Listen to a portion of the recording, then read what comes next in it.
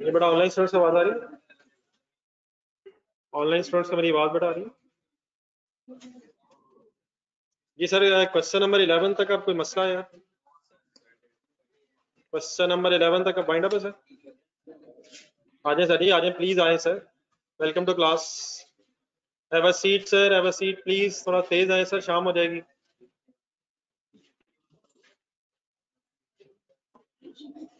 ये question number 11 तक बेटा वाइंड अप है प्लीज। एक क्वेश्चन कल कर रहे थे, जरा ढूंढे कौन सा पेजेस भी निकले और रजिस्टर भी खोला। Dear friends, welcome to class.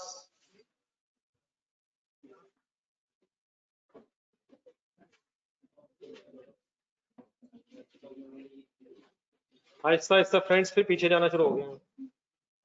Sir जगह क्यों नहीं है सर? हुक्म करें, उठे आप, मैं बंदे कटवा दूंगा। मैं बंदे उठाने लगा सर, आए जल्दी जल्दी आए। नहीं आ रहा सर, मुझे नहीं ना नजर आ रहा। आप दरमियान से आ रहे, दरमियान वाले भाई आ गया। आप जरा छोटे हैं, जरा सही नजर नहीं आ रहा। ये बैग उठाइए मेरे पास। आ क्या हो गया? मैंने क्या कहना, आ गया जी सर। कल एक क्वेश्चन किया था यार, कल क्लास में रिवर्स वर्किंग वगैरह समझ आ गई थी? चलिए थोड़ा सा जरा पढ़ने, कोई कल से रिलेटेड कंफ्यूजन?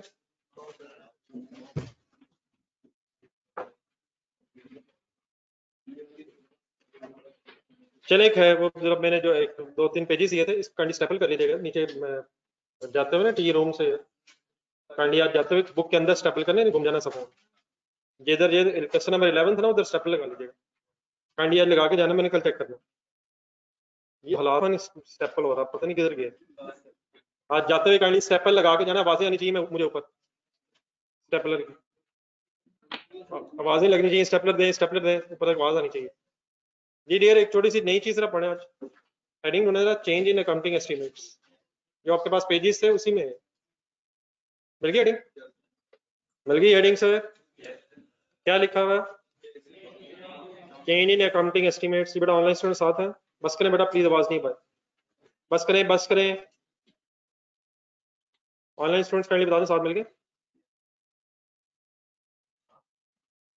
अगर बेटा आपने डेप्रिसिएशन कैलकुलेट करनी हो, डेप्रिसिएशन कैलकुलेट करनी हो तो सबसे पहले एसेट की कॉस्ट पता होनी चाहिए सर। फिर रेजिडुअल वैल्यू का एस्टीमेट होना चाहिए, एस्टीमेट होना चाहिए। रेजिडुअल वैल्यू क्या होती है? Amount expected to be obtain. मिल गई है, मिल जाएगी, अंदाजा है मिल जाएगी। कब मिल जाएगी? At the end of the useful life, disposal. At the end of the useful life. देखिए जब आप एसेट को लेंगे उस वक्त आपका प्लान नहीं है बेचना। प्रॉपर्टी प्लांट इक्विपमेंट वो एसेट्स हैं जो हेल्ड फॉर यूज है, तो आपको कोई प्लान में नहीं है कि मैंने साल बाद बेच देना, 1.5 साल बाद बेच देना। प्लान आपका यही होगा शायद मैंने इसे इस्तेमाल करना। लेकिन समटाइम्स क्या हो सकता है, यूजफुल लाइफ खत्म होने से पहले किसी वजह से आपको जरूरत नहीं रही, आपने देयरफॉर डिस्पोज कर दिया। लेकिन डिस्पोज कब करना है ये शायद आपको ना पता हो। तो शुरू में आप रेजिडुअल वैल्यू एस्टिमेट करेंगे, which is the amount expected to be obtained at the end of the useful life। तो एक अंदाजा लगाएंगे आप, बेस्ट एफर्ट करेंगे, एक रीजनेबल एस्टिमेट। पुराने एसेट्स देखेंगे, पुराने एसेट्स कितने पे बिक रहे हैं, अगला कितने बिक सकता है, सप्लायर से पूछेंगे, कोशिश पूरी करेंगे एक बेस्ट एस्टिमेट हो जाए। लेकिन वंस अगेन जितना मर्जी आप कोशिश करना, एक एस्टिमेटेड अमाउंट है। तो नंबर एक कौन सी चीज एस्टिमेट करनी पड़ती है? Residual value. नंबर टू पर अगर अपनी डेप्रिसिएशन फाइंड आउट करनी है तो कोई भी मेथड हो जाए, 5 मेथड इन मिलाएंगे आराम आराम से। स्ट्रेट लाइन में आराम आराम से आराम से रुके तो सर, रुके एक मिनट। स्ट्रेट लाइन मेथड में लाइफ चाहिए होती है, तो लाइफ भी एक एस्टिमेट है। 10 साल, 15 साल, 20 साल, 5 साल, 4 साल। रिड्यूसिंग बैलेंस मेथड हो तो लाइफ होगी तो रेट आएगा, ठीक है, उसमें रेट चाहिए होता है, लेकिन रेट का फॉर्मूला क्या है रिड्यूसिंग में, 1 माइनस एन, तो एन वहां भी चाहिए, लाइफ वहां भी चाहिए। सम ऑफ डिजिट्स भी अगर है, आ जाएगा थोड़ा सा में ढूंढने तरह, कहाँ है मेथड, ढूंढे ढूंढे सम ऑफ डिजिट्स, दो और भी हैं, पीछे चले पीछे, बचपन जरा रिवाइज करें, डेप्रिसिएशन का बचपन, सम ऑफ डिजिट्स में भी लाइफ चाहिए, वो ठीक है एक लिस्ट बनी हुई है लेकिन लाइफ चाहिए, 1 2 3 4 5 जितने भी ईयर्स होंगे, तो एन वहां भी चाहिए। फिर अगर सम करना हो उसका फॉर्मूला चले बात हो रही है तो देख लें, n into n plus 1 divide by 2, ठीक है। फिर नंबर 4 पे मशीन आर मेथड अगर है तो वहां भी लाइफ चाहिए, हाँ वहां लाइफ फिर आर्स में चाहिए। नंबर 5 में भी लाइफ चाहिए लेकिन वहां यूनिट्स में, तो लाइफ की भी जरूरत पड़ती है, ठीक है। तो लाइफ भी एस्टिमेटेड होती है या एग्जैक्ट होती है, इवन मशीन आर भी अगर है तो expected machine hours, expected units, तो ईयर्स में भी लाइफ आ जाती है, आवर्स में भी आ जाती है, यूनिट्स में भी आ जाती है, लेकिन एस्टिमेट करनी पड़ती है। तो नंबर 1 क्या एस्टिमेट करना पड़ता है, rational value, number 2 ratio life, और फिर नंबर 3 मेथड भी सिलेक्ट करना पड़ता है, स्ट्रेट लाइन करें, रिड्यूसिंग करें, सम ऑफ डिजिट्स करें, कौन सा करें, ये भी सिलेक्ट करना पड़ता है। नॉर्मली ऐसे एसेट्स जैसे फॉर एग्जांपल बिल्डिंग अगर है तो बिल्डिंग का फायदा आपको शायद हर साल एक जैसा ही मिलेगा, तो शायद फिर स्ट्रेट लाइन बेहतर होता है। स्ट्रेट लाइन में क्या होता है, एक जैसी डेप्रिसिएशन। लेकिन ये जो मशीनें होती हैं इनकी परफॉर्मेंस या जो गाड़ियां हैं शुरू वाले सालों में ज्यादा होती है, फिर ग्रेजुअली पुरानी होने से इनकी परफॉर्मेंस फिर कम होती जाती है, सही कह रहा हूँ। तो ऐसी फिर एसेट्स पे रिड्यूसिंग बैलेंस मेथड क्यों बेहतर है, शुरू वाले सालों में रिड्यूसिंग बैलेंस मेथड में डेप्रिसिएशन ज्यादा होती है कम होती है, वो कॉस्ट से मल्टीप्लाई फिर आहिस्ता से डब्ल्यूडीवी से। तो ऐसे ऐसे जिनका शुरू के सालों में ज्यादा बेनिफिट मिल रहा है वहां पे रिड्यूसिंग बैलेंस मेथड ज्यादा बेहतर है। या सम ऑफ डिजिट्स भी देखें जरा, सम ऑफ डिजिट्स में भी पहले सालों की डेप्रिसिएशन ज्यादा है, चेक करके जरा देखे बताएं, देखें सर वो जो ईयर्स लिखे थे उनको रिवर्स ऑर्डर में लिखा है ना, तो पहले सालों की शायद फ्रैक्शन बढ़ी है, 4/10, फिर 3/10, फिर 2/10, 1/10, तो वहां भी जरा फिगर्स देख लें, डेप्रिसिएशन भी कंपैरेटिवली पहले सालों में ज्यादा कैलकुलेट हुई। तो ये मैं सिर्फ आपको आइडिया दे रहा हूँ, एग्जाम पॉइंट ऑफ व्यू से इंपॉर्टेंट चीज नहीं है, तो आपने मेथड खुद सिलेक्ट नहीं करना, मेथड एग्जामिनर बताएगा। लेकिन बात मैं ये कर रहा हूँ कि मेथड भी डिपेंडिंग अपॉन द एसेट आप सेलेक्ट करेंगे कि कौन सा एसेट किस पर्टिकुलर एसेट के लिए ज्यादा फिजिबल है, बेहतर है। लेकिन क्या ये हो सकता है कि शुरू में आपका ख्याल हो कि स्ट्रेट लाइन मेथड बेहतर है, इक्वल बेनिफिट्स मिलेंगे, लेकिन कुछ अर्से बाद आपको महसूस हो कि स्ट्रेट लाइन सही नहीं है, रिड्यूसिंग बेहतर है, इसके बेनिफिट्स शुरू में ज्यादा मिल रहे हैं, आहिस्ता से कम होते जा रहे हैं, ये हो सकता है, पॉसिबल है। एसेट के यूज की बेस पे मशीन है, आपका ख्याल था कि शायद जल्दी खत्म हो जाएगी, लेकिन अदरवाइज भी हो सकता है। इसी तरह यूजफुल लाइफ का एस्टिमेट जो है क्या चेंज हो सकता है, रेजिडुअल वैल्यू का एस्टिमेट। तो आज हमने ये पढ़ना है, अब हेडिंग जरा दोबारा पढ़ें जो आपके सामने। आज हमने ये पढ़ना है कि अगर एस्टिमेट्स में चेंज आ जाए तो कौन सी 3 चीजें मैंने गिनवाई हैं एस्टिमेट्स की बहस से पहले, रेजिडुअल वैल्यू, यूजफुल लाइफ और मेथड। तो आज हमने ये पढ़ना है कि इनिशियली अगर आपने useful life, residual value, method select कर लिया था और डेप्रिसिएशन चार्ज करना शुरू कर दी थी, और कुछ अर्सा गुजरने के बाद 2 3 4 5 साल गुजरने के बाद अब आपको महसूस हो रहा है कि रेजिडुअल वैल्यू का एस्टिमेट वो नहीं रहा जो हम एक्सपेक्ट कर रहे थे, लाइफ वो नहीं है जो एक्सपेक्ट कर रहे थे, या मेथड कोई और हो जाना चाहिए, तो इनमें अगर कुछ चेंज आ जाए तो देन एस्टिमेट्स के चेंज की फिर अकाउंटिंग कैसे करें। तो स्टोरी समझ गए, हम हेडिंग पढ़ने क्या लगे, एस्टिमेट्स में अगर तब्दीली आ जाए तो फिर एस्टिमेट्स को अकाउंट फॉर कैसे किया जाता है, मींस उसकी बेस पे फिर डेप्रिसिएशन करी जाती है। तो आगे पहले 2 लाइनें पढ़ने फिर एग्जांपल्स के साथ डिस्कस करते हैं। पेन रखे हाथ में, इसमें इंपॉर्टेंट चीजें ढूंढनी है। Whenever there is a change in accounting estimate of, ढूंढने की कौन सी चीज की बात हो रही है, यूजफुल लाइफ, रेजिडुअल वैल्यू, और there is a change in method of depreciation, इनमें से कोई भी चीज अगर बदल जाए, तीनों बदल जाए या कोई एक बदल जाए या 2 बदल जाए, तीनों बदल जाए, सिर्फ कोई एक चीज बदल जाए या 2 बदल जाए, कोई भी अगर चीज बदल जाए, एक या एक से ज्यादा, तो आपने सबसे पहला काम क्या करना है, WDV कैलकुलेट करनी है at the time of change. यहां रुक जाए जरा, WDV का फॉर्मूला बोल दो, कॉस्ट माइनस वो पुराने तरीके से, पुराने यूजफुल लाइफ से, रेजिडुअल वैल्यू से, मेथड से जो डेप्रिसिएशन चार्ज हो चुकी है, वो माइनस करके WDV निकाल लेते हैं। सर बस करें, सर बस कर दें अब सर मुझसे ले लें पेज, तो 15-20 मिनट ठहर गए ना सर, ताकि पिछला पेज फिर लेते हैं। अब तस्वीर खींचने शुरू हो गए, इधर से पढ़ें।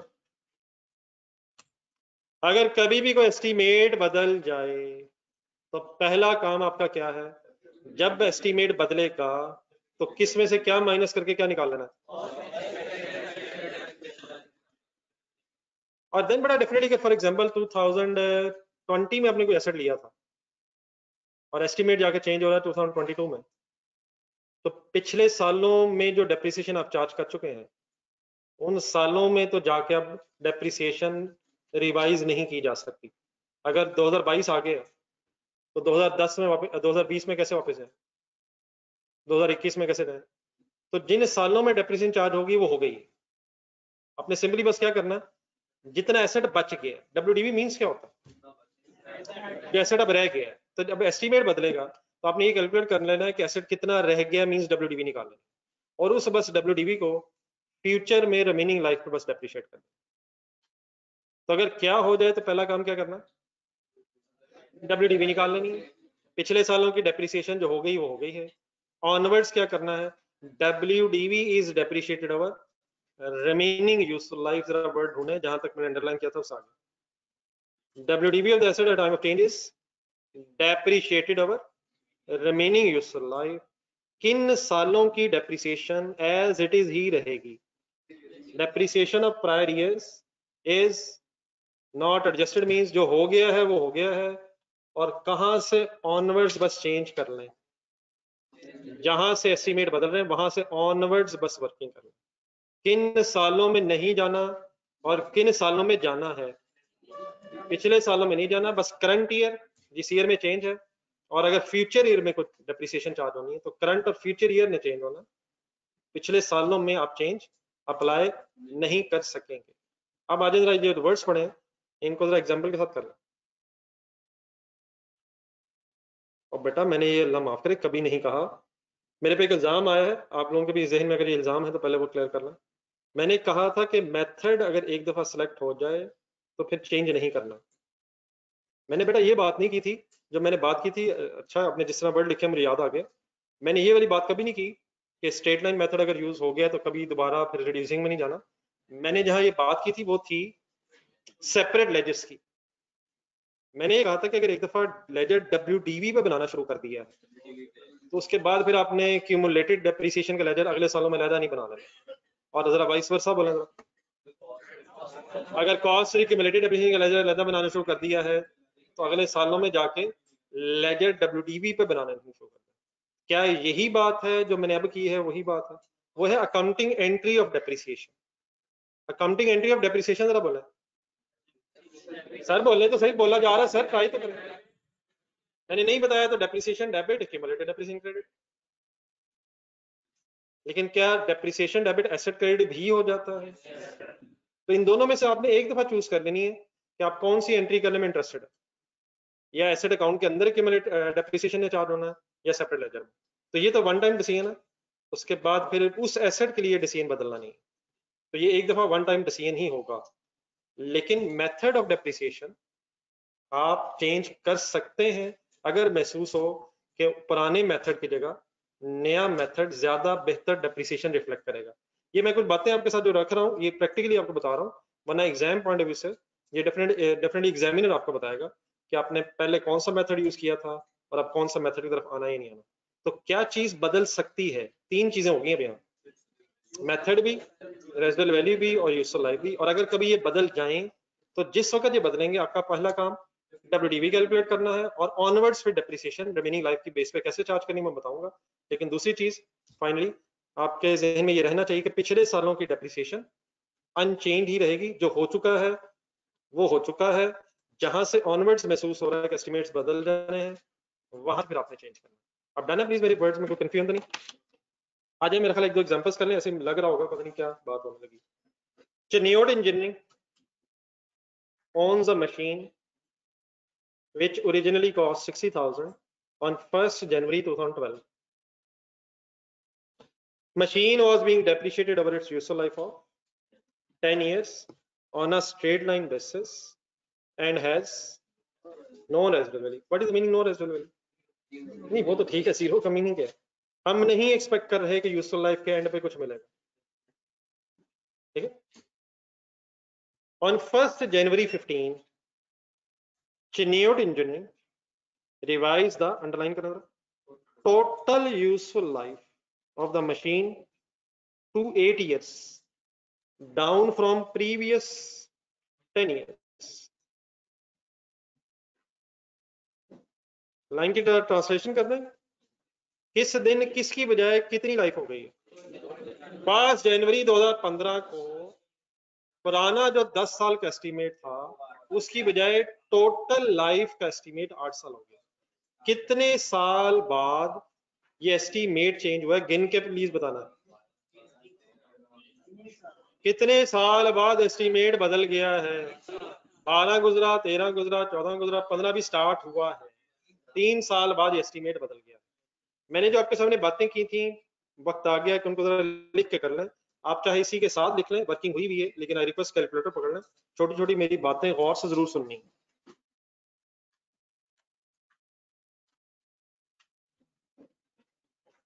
हमसे रिक्वायर्ड है कि 15 और सब्सिक्वेंट ईयर्स की डेप्रिसिएशन बताएं। आपने जो ऊपर पढ़ा भी मेरे साथ, आप ये बताएं ओरिजिनली 2012, 13, 14 में डेप्रिसिएशन कैसे कैलकुलेट हुई होगी। नहीं वर्किंग करवानी है, ठीक है। मेथड पता है आपको, लाइफ पता है, रेजिडुअल वैल्यू पता। स्ट्रेट लाइन मेथड था, क्या किया होगा आपने? 60 माइनस 0 डिवाइडेड बाय 10 किया गया होगा। पर एनम डेप्रिसिएशन बनी होगी 6000। किन किन सालों में? 12, 13, 14 एंड 14। लिखे वर्किंग,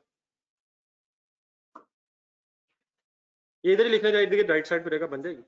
थोड़ा थोड़ा करके लिखना। ये ऑनलाइन स्टूडेंट्स भी काइंडली नोट करें अपने पास रजिस्टर में। साथ वाले को देखते हुए लिखना इज नॉट एन इशू, अपना अपना लिखना।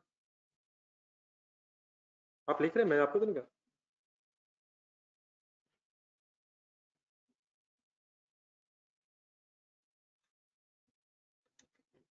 जी सर, अब एस्टीमेट कब चेंज हुआ? 2015 में, 1 जनवरी, सॉरी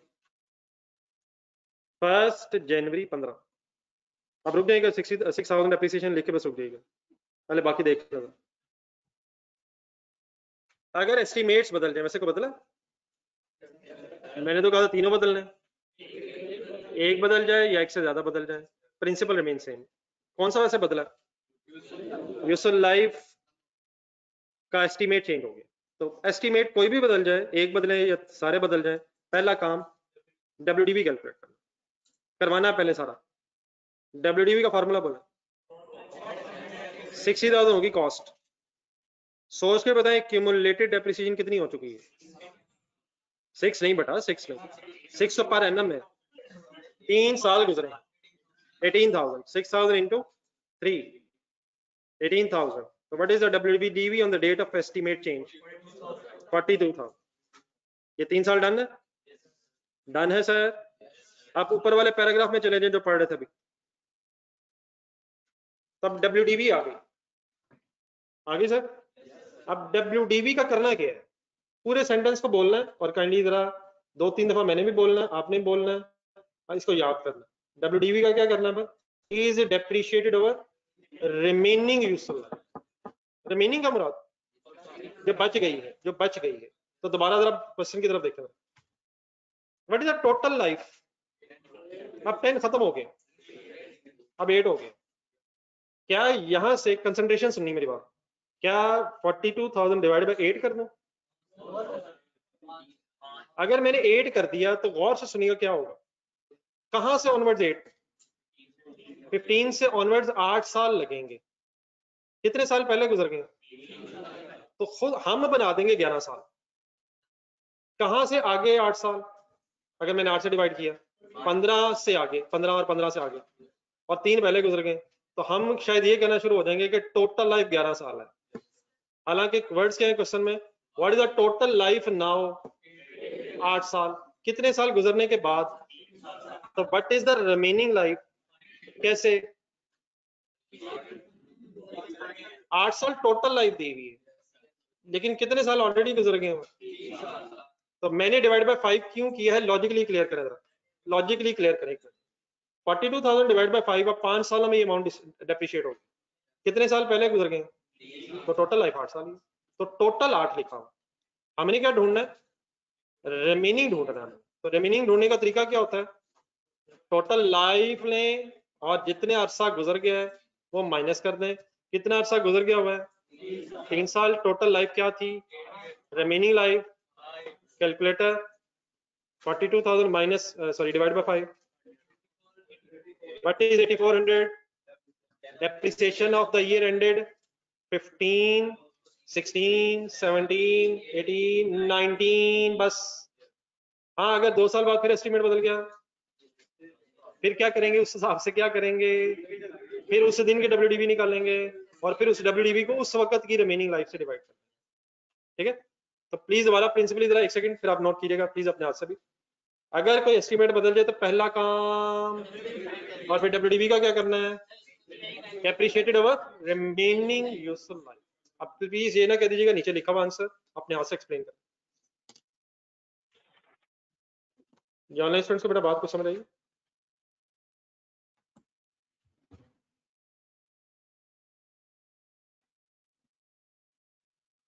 ऑनलाइन स्टूडेंट कोई है? कोई है? कोई है? अपने आप को चेक करें, आप हैं, फिजिकली हैं, मेंटली भी हैं, क्यों यकीन नहीं आ रहा?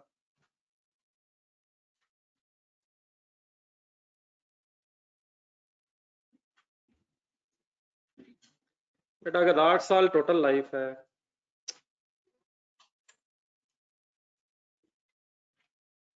टोटल लाइफ अब 8 साल है, 3 साल गुजर गए हैं, 12, 13, 14, तो 5 साल बेटा रिमेनिंग लाइफ आ जाएगी 8 minus 5, 8 minus 3, sorry. Total life given है, 3 साल गुजर गए। क्लियर हो गया प्लीज? 5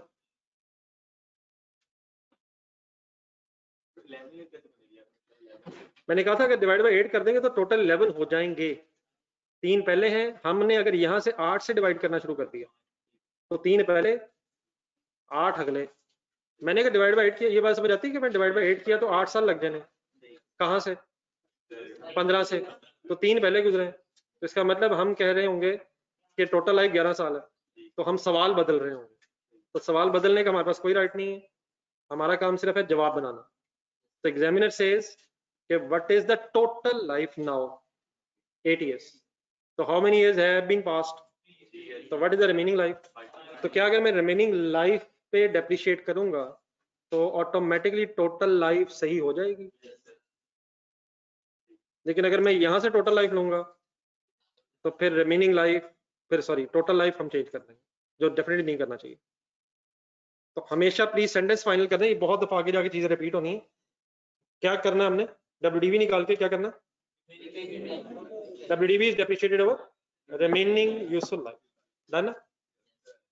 और अगर फॉर एग्जांपल नेक्स्ट 5 years में एस्टीमेट ना बदला तो स्ट्रेट लाइन मेथड है, हर साल 8400 डेप्रिशिएट हो रहा है। स्ट्रेट लाइन मेथड में डेप्रिसिएशन पर एनम सेम रहती है? सर जी सेम रहती है सर, लेकिन अगर एस्टीमेट बदल जाए तो चेंज भी हो जाती है। देखिए सर अपना आंसर, पहले 3 सालों की डेप्रिसिएशन पर एनम क्या थी? तो मेथड पहले भी स्ट्रेट लाइन था, बाद में भी है। तो भाई साहब हम बड़े हो रहे हैं, यहाँ तक पहले क्या बात हुई थी कि डेप्रिसिएशन पर एनम सेम रहती है। हमारी इस बात की आज पहली एक्सेप्शन क्या आ गई है? अगर एस्टीमेट्स बदल जाएं तो फिर डेप्रिसिएशन डिफरेंट भी हो सकती है। तो आहिस्ता आहिस्ता शायद एक्सेप्शंस की तरफ हम जा रहे हैं। जी सर।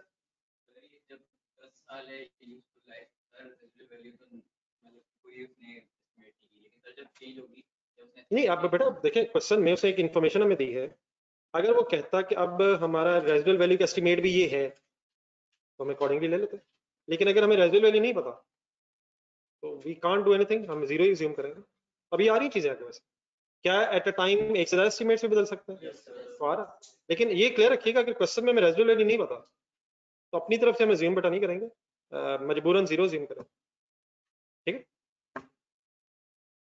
बाकी जो आपकी आपने मेरे ख्याल है जो बात की शायद फर्दर अभी रिफाइन हो जाएगी जरा। नेक्स्ट एग्जांपल देखा, a machine was purchased, मेरे ख्याल नेक्स्ट पेज पे चलेगी। A machine was purchased 3 years ago, कितने की sir? And it is expected to have a useful life of 10 years. Expected residual value is 30,000.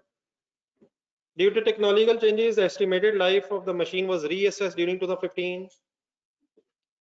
The total useful life once again is now expected to be 7 years, and machine is now considered to have no residual value. पहले ये अंदाजा था कि 30,000 पे बिक जाएगी। अब for example according to question ये अगर एस्टिमेट है कि अब नहीं बिकनी तो क्या चेंज आएगा? आइए रिलैक्स होकर देखते हैं। पहला काम वही है, डाटा पढ़े, 15 की वर्किंग करनी है हमने। पहला काम वही है, कोई एस्टिमेट बदला? बल्कि मैं शायद कहना चाहिए कौन कौन सा बदला? दो बदले हैं, लाइफ भी चेंज हुई है और रेजिडुअल वैल्यू का एस्टिमेट भी बदल गया, मेथड भी बदला। ढूंढना चाहिए। पहले मेथड क्या था? पढ़े पढ़े पढ़े कंसंट्रेशन से पढ़ो। ना पहले पता है ना बाद पता है, मेथड ना पता तो स्ट्रेट लाइन होता है। ये तो पता है सबको, किसी को? अगर नहीं पता तो लिखेंगे, नोट लिखो। If there is no information of any method then use straight line. Reducing sum of digits, machine hour, production units, इनकी तरफ कब जाना? जब वो कहेगा। अगर if there is no information then always use straight line method.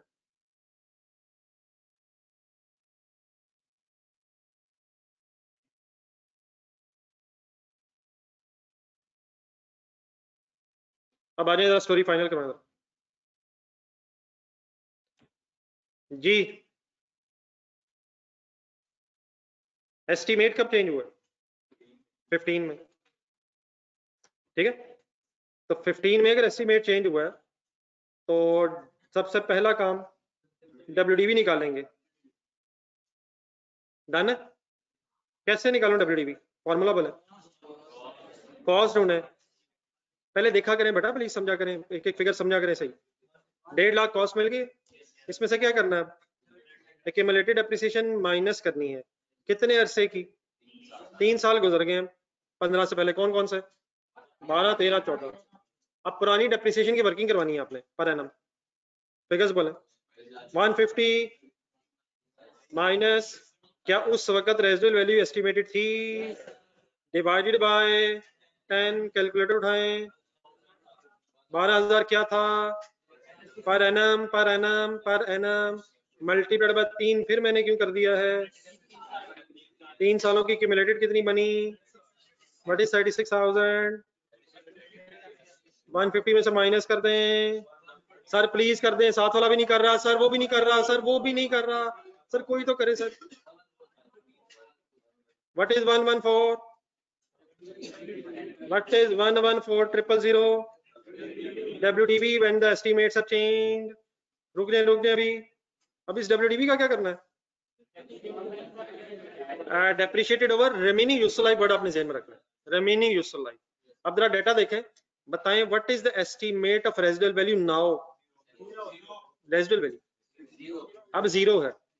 अगर ये जीरो की जगह फॉर एग्जांपल 10,000 होता तो अब WDV ने फ्यूचर में डेप्रिशिएट होगा, तो फिर मैं माइनस अकॉर्डिंगली करता। फिलहाल माइनस जीरो हो गया, डिवाइडेड बाय, अब सोच के बताएं क्या करो। What is total life? 7 years। After passing how many years? 3 years। तो व्हाट इज रिमेनिंग लाइफ? 7, 4 नहीं 3, 4 कैसे यार? टोटल लाइफ 7 years, 3 साल गुजर चुके हैं। 7 minus 3 is equal to 4। Done sir? अब लिखें, तो 1 मिनट आंसर बता दें। चलो फाइनल 28,500।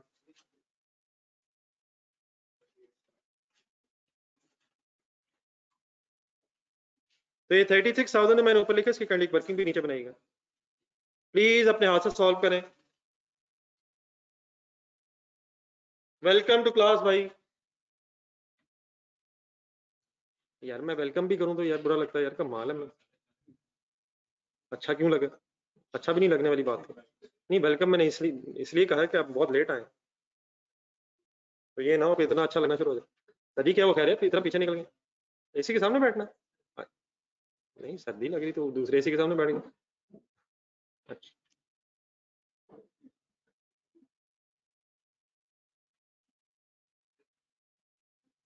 जी बेटा डेफिनेटली जो जो एस्टिमेट्स होंगे, जो जो रिवाइज्ड एस्टिमेट्स होंगे वो सारे यूज करेंगे। WDV is depreciated over remaining useful life का मतलब है कि जिस तरह से डेप्रिसिएशन चार्ज होनी थी, अब वो रादर देन कॉस्ट WDV की बेस पे होगी। तो अगर कोई रिवाइज्ड रेजिडुअल वैल्यू है तो वो डेफिनेटली माइनस करेंगे।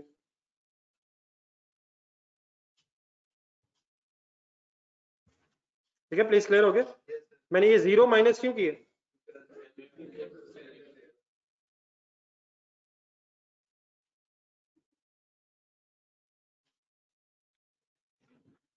नोटेड है सर? ये ऑनलाइन स्टूडेंट्स करने बताइए, लिखिए।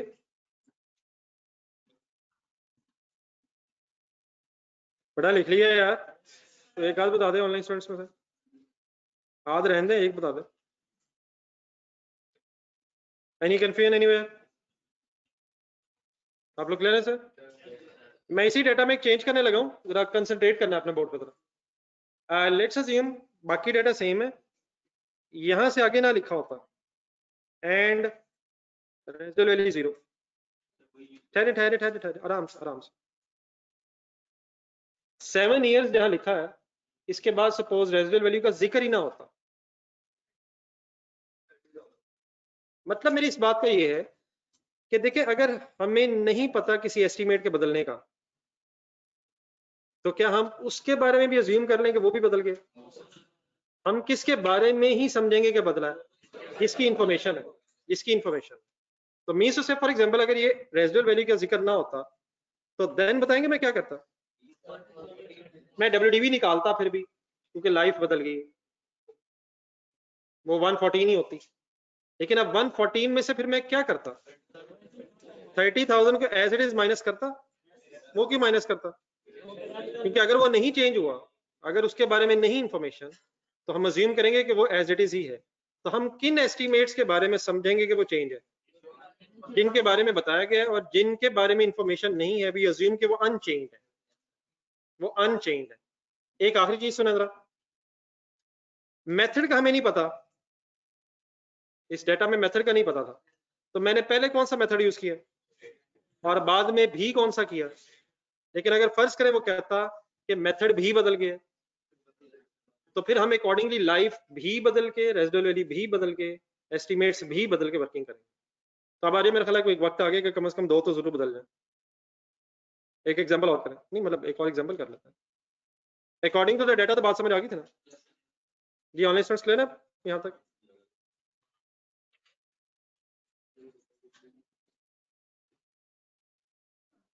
नहीं, अगर क्लियर है ठीक है, मतलब मैं बार बार पूछ रहा हूँ, अगर नहीं मसला है तो बता दीजिएगा। मरदान फैब्रिक्स का नाम से ढूंढे जी। Mardan fabrics owns a machine which originally cost 30,000 1st January 2012.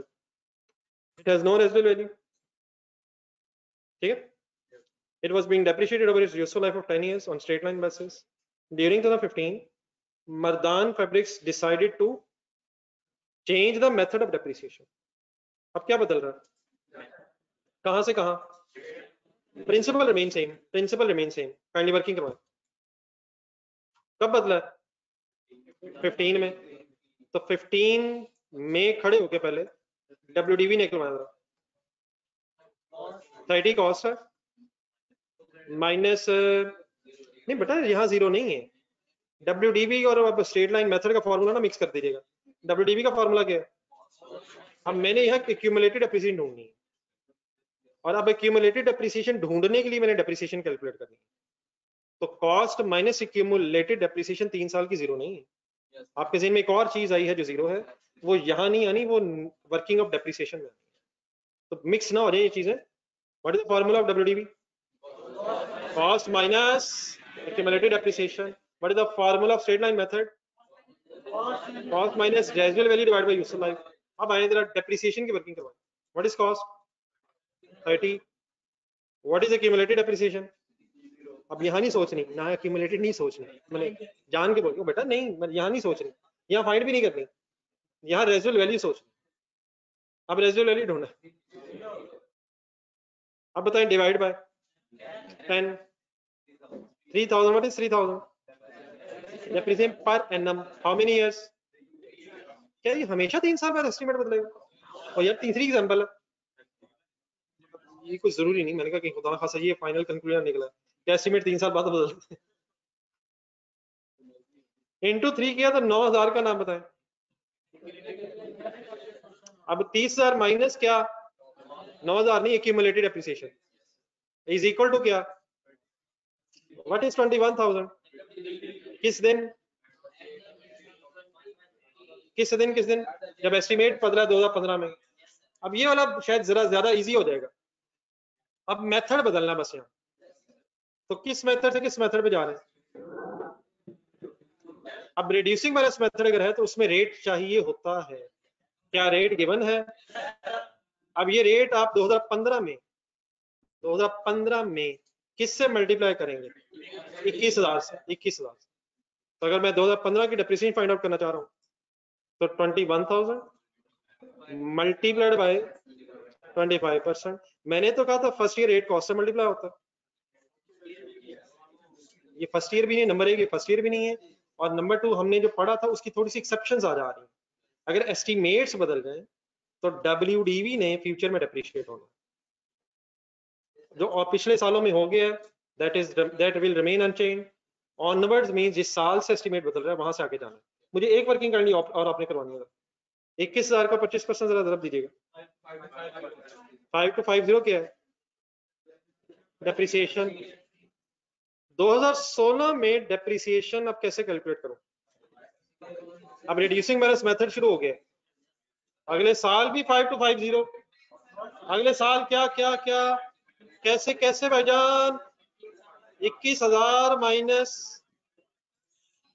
ये क्या किया मैंने, अब WDV बनाई मैंने और रेट मल्टीप्लाई कर दिया। आंसर बताएं 3938।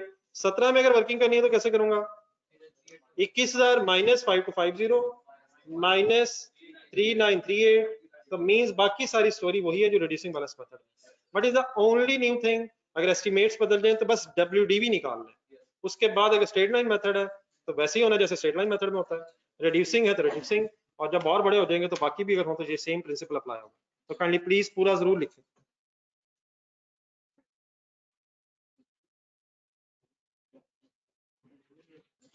जी डेफिनेटली बेटा, मैं ये भी कर सकता था कि यहाँ WDV निकाल लेता, 21,000 माइनस 15,750 शायद आने थे, और अकॉर्डिंगली हम वर्किंग कर लेते।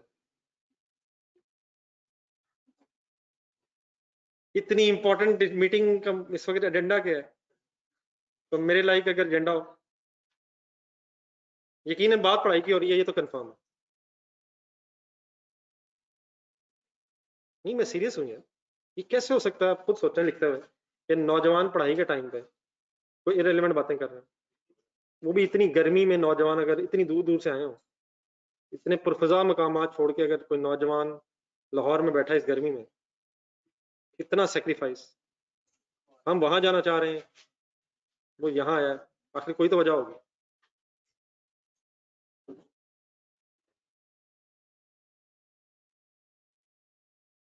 हर वक्त तंग करना मेरा मकसद है, लगता है नौजवान हंसता है मुझे बुरा लगता है। अगर मेरे बारे में आपको ये गुमान है तो पास में यही समझे, और अगर कोई 2-4 इल्जाम और बनते हैं तो मुझे चाहे बताए बगैर बनाई जाए, मुझसे ऐसे डरने की भी जरूरत नहीं है, लेकिन कोई इशू नहीं है। 5-6 ज्यादा हो गया। एक क्रक्स ऑफ द स्टोरी अगर बता सकें यहाँ, फिर हम इंशाल्लाह एक क्वेश्चन करते हैं comprehensive sir. What is the crux of the story. अगर एस्टिमेट बदल जाए तो आप WDV फाइंड आउट करेंगे और पिछले सालों की डेप्रिसिएशन अनचेंज रहेगी, और WDV ऑनवर्ड्स रिमेनिंग लाइफ में डेप्रिशिएट करेंगे based on the revised estimates.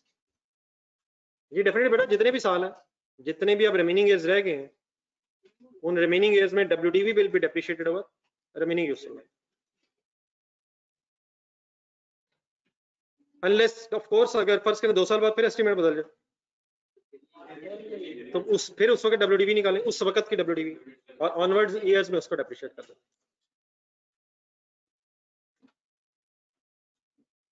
नहीं बेटा, मैंने WDV नहीं लिखी थी, वो मेरे से क्वेश्चन हुआ था, वैसे परेशान ना काइंडली हो जाइएगा, मैंने वैसे ही वो सिर्फ इस वक्त की WDV लिखी थी।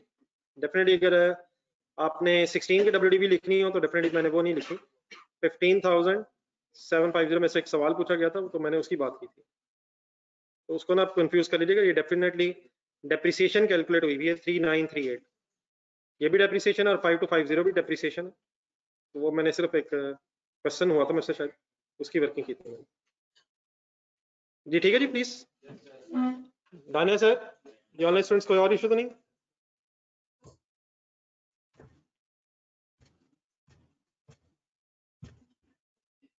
देन सर इधर रजिस्टर ढूंढिएगा, जरा रजिस्टर में पहले एक छोटी चीज समझना, फिर एक क्वेश्चन मिलजुल के करते हैं। एक हेडिंग जरा लिखें, cost of an item of property plant and equipment.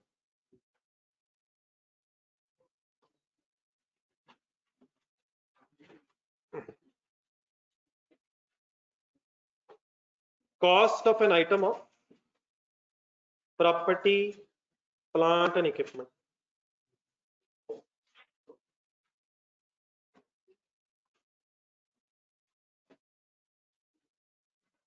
बड़ा अरसा हो गया प्रॉपर्टी प्लांट एंड इक्विपमेंट को जरा डिफाइन किए हुए।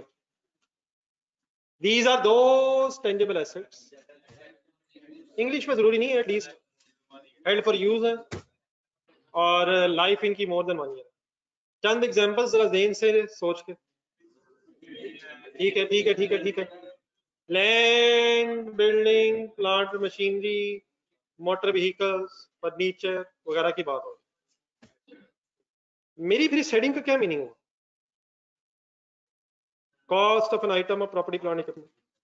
अगर कोई बिल्डिंग खरीद ली है तो उसकी कॉस्ट, तो मशीनरी खरीद ली है उसकी कॉस्ट, तो फर्नीचर खरीद लिया तो उसकी कॉस्ट, तो हमें क्या पता, कैसे पता चलेगा कि कॉस्ट किसे करते हैं?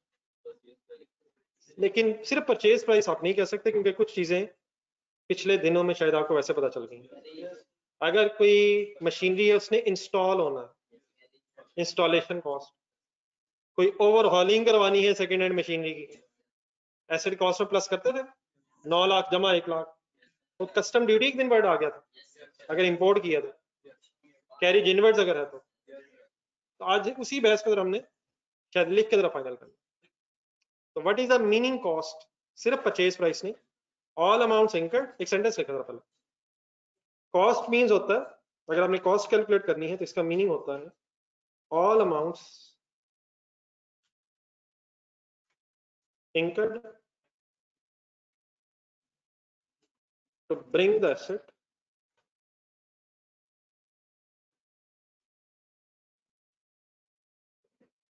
all amounts incurred to bring the asset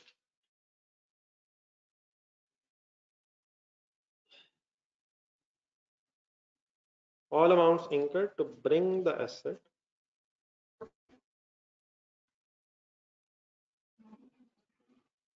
into location and condition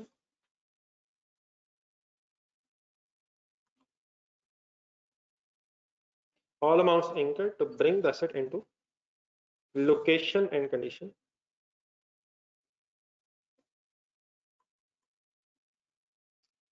as intended by management of business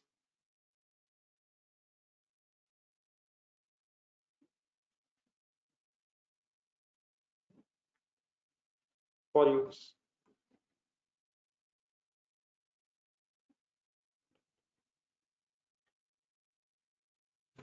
वो सारी अमाउंट्स जो इसलिए इंकर हुई हैं ताकि एसेट उस जगह और उस हाल में आ जाए जिस हाल में और जिस जगह पे बिजनेस की मैनेजमेंट उसे इस्तेमाल करना चाहती है।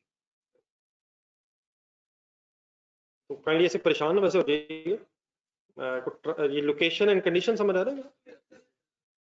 मसलन फॉर एग्जांपल ये कॉलेज वालों ने एसी लिया है, तो location means college premises, condition means install हो जाए, इस काबिल हो जाए कि हम इस्तेमाल कर सकें। लोकेशन मींस जगह और कंडीशन मींस उस हाल में। तो आप देखें ना, अगर ये एसी लिया गया है तो अगर ये डब्बे के अंदर ही है, कॉलेज तक पहुंच गया लेकिन डब्बे के अंदर ही है, तो हम इसे इस्तेमाल करके फायदा नहीं ले सकेंगे। तो फिर इसे किस हाल में लाना पड़ेगा? इंस्टॉलेशन के हाल में लाना पड़ेगा। तो इंस्टॉलेशन मींस कैसे, कंडीशन मींस कैसे इस्तेमाल करना, और लोकेशन मींस किस जगह इस्तेमाल करना। तो इसको, इस एसेट, किसी भी एसेट को इस लोकेशन या कंडीशन में लाने पे जो खर्चे होंगे ताकि हम उसे इस्तेमाल कर सकें, वो सारी अमाउंट्स उस एसेट की कॉस्ट में ऐड हो जाएंगे, लेस हो जाएंगे। पहले एक आसान सी एग्जांपल ले लें, एसी को फाइनल कर लें जरा। आपने एसी खरीदा 70,000 का, ये तो होगी परचेज प्राइस। फिर इसे अपने पास लाने के लिए कैरेज इनवर्ट्स आया, ऐड करेंगे सर, फिर इंस्टॉलेशन चार्जेस हुए, वायरिंग वगैरह हुई, उन सब को प्लस करके जो अमाउंट बनेगी, लेट्स अज्यूम 75 हो गया, तो 75,000 will be called as cost. AC की डबल एंट्री बोला था अगर एसी खरीदा था, कितने से 70,000 से नहीं, 75,000 से। फिर ये जो कॉस्ट है ये डेप्रिशिएट हो either by using the formula of straight line reducing, जो भी आप यूज कर रहे हैं। मतलब फॉर एग्जांपल अगर स्ट्रेट लाइन मेथड है तो उसमें कॉस्ट चाहिए होती है, तो कौन सी कॉस्ट लिख रहे होंगे आप? तो सिर्फ परचेज प्राइस नहीं, all amounts incurred to bring the asset into working condition as intended by management is are added to the cost of asset. ठीक है, मेरी इस बात को फर्दर समझने के लिए कि हम जरा डिटेल्ड एग्जांपल एक बना लेते हैं। फर्ज करें आपका एक बिजनेस है लाहौर में, या लेट्स अज्यूम चलो आपने लाहौर में फैक्ट्री लगाई हुई है जिसमें आपने एक मशीनरी इंस्टॉल करनी है, और मशीनरी जो आपको चाहिए सपोज वो पाकिस्तान में अवेलेबल नहीं है, आपको स्पेशलाइज्ड मशीनरी चाहिए जिसका सप्लायर सपोज जापान में। सप्लायर कहाँ पे है और मशीनरी ने इस्तेमाल कहाँ होना है? लाहौर में। तो अब इस मशीनरी ने जापान से ट्रेवल करते करते लाहौर किसी तरह पहले पहुंचना है, फिर लाहौर में आपकी फैक्ट्री में इंस्टॉल होना है, फिर इंस्टॉलेशन के बाद इसने इस काबिल होना है कि आप इस मशीनरी को इस्तेमाल करके यूनिट्स बना सकें। तो इस सारे प्रोसेस में कौन कौन से रेलिवेंट खर्चे आएंगे? मैं एक छोटा सा सीक्वेंस बनाता हूँ, यकीनन आप जरूर सोचें, साथ साथ मैं एक लिखूंगा भी, आपसे रिक्वेस्ट है एंड में लिख लीजिएगा, मैं जरा बात पूरी करूँ। सबसे पहले तो एक परचेज प्राइस होगी मशीनरी। परचेज प्राइस किसको पे करेंगे? सप्लायर को। तो परचेज प्राइस डेफिनेटली, अब सप्लायर जापान में है तो शायद आप रुपीज में ना पेमेंट करें, को फॉरेन करेंसी इन्वॉल्व हो जाए, शायद डॉलर्स या कोई लोकल करेंसी जो भी उनकी है। तो अगर किसी फॉरेन करेंसी में पे करेंगे तो फिर फॉरेन करेंसी को पाकिस्तानी रुपयों में कैलकुलेट करेंगे। आजकल आप सुनते रहते होंगे कि डॉलर इतने का हो गया, रुपया इतने का रह गया, तो एक्सचेंज रेट यूज करेंगे। ठीक है, तो उसको फिर पाकिस्तानी करेंसी में कन्वर्ट करेंगे। अगर आप पाकिस्तान में हैं तो सारी अकाउंटिंग किस करेंसी में करेंगे? पाकिस्तानी रुपीस में। तो अगर पाकिस्तानी रुपीस के अलावा किसी और करेंसी में आपकी ट्रांजैक्शन हो गई है तो फिर फॉरेन करेंसी की अमाउंट को आप लोकल करेंसी में कन्वर्ट करके अपनी अकाउंटिंग करेंगे। ये चीज थोड़ी सी वैसे आ जानी आगे जाकर, इसकी मैं इसकी ज्यादा डिटेल में नहीं जाऊंगा। वैसे इसकी जो डेप्थ है वो FA2 में जाके आएगी कि फॉरेन करेंसी को फिर रुपीस में वैसे आइडिया हो जाएगा। फॉर एग्जांपल अगर आपके पास $1000 हो तो पाकिस्तानी रुपयों में कैसे कन्वर्ट करेंगे? वो जो भी रेट होगा, फॉर एग्जांपल आजकल 185 अगर है तो 1000 इंटू 185 करेंगे तो आपको रुपीस में पता चल जाएगा कि मेरे पास पाकिस्तानी रुपए कितने। ठीक है, तो सिंपली क्या करना है, फॉरेन करेंसी को एक्सचेंज रेट से मल्टीप्लाई करके आपने फिर अपनी रुपीस में अमाउंट कैलकुलेट कर लेनी। तो लेट्स अज्यूम ये मशीनरी की परचेज प्राइस थी 50 लाख, मैं रुपीस में बात कर रहा हूँ। ठीक हो गया, बात समझ गए सर? तो ये पैसे तो किसके पास जाएंगे? सप्लायर के पास जाएंगे। अब मशीनरी ने कहां से कहां ट्रेवल करना है? तो जापान से अब इसने लाहौर तक पहुंचना है, लेकिन शायद मैंने कुछ दिन पहले आपसे बात की थी कि नॉर्मली ये जो चीजें होती हैं ये बाय एयर तो बहुत ज्यादा कॉस्टली है, ये बाय शिप्स आती हैं।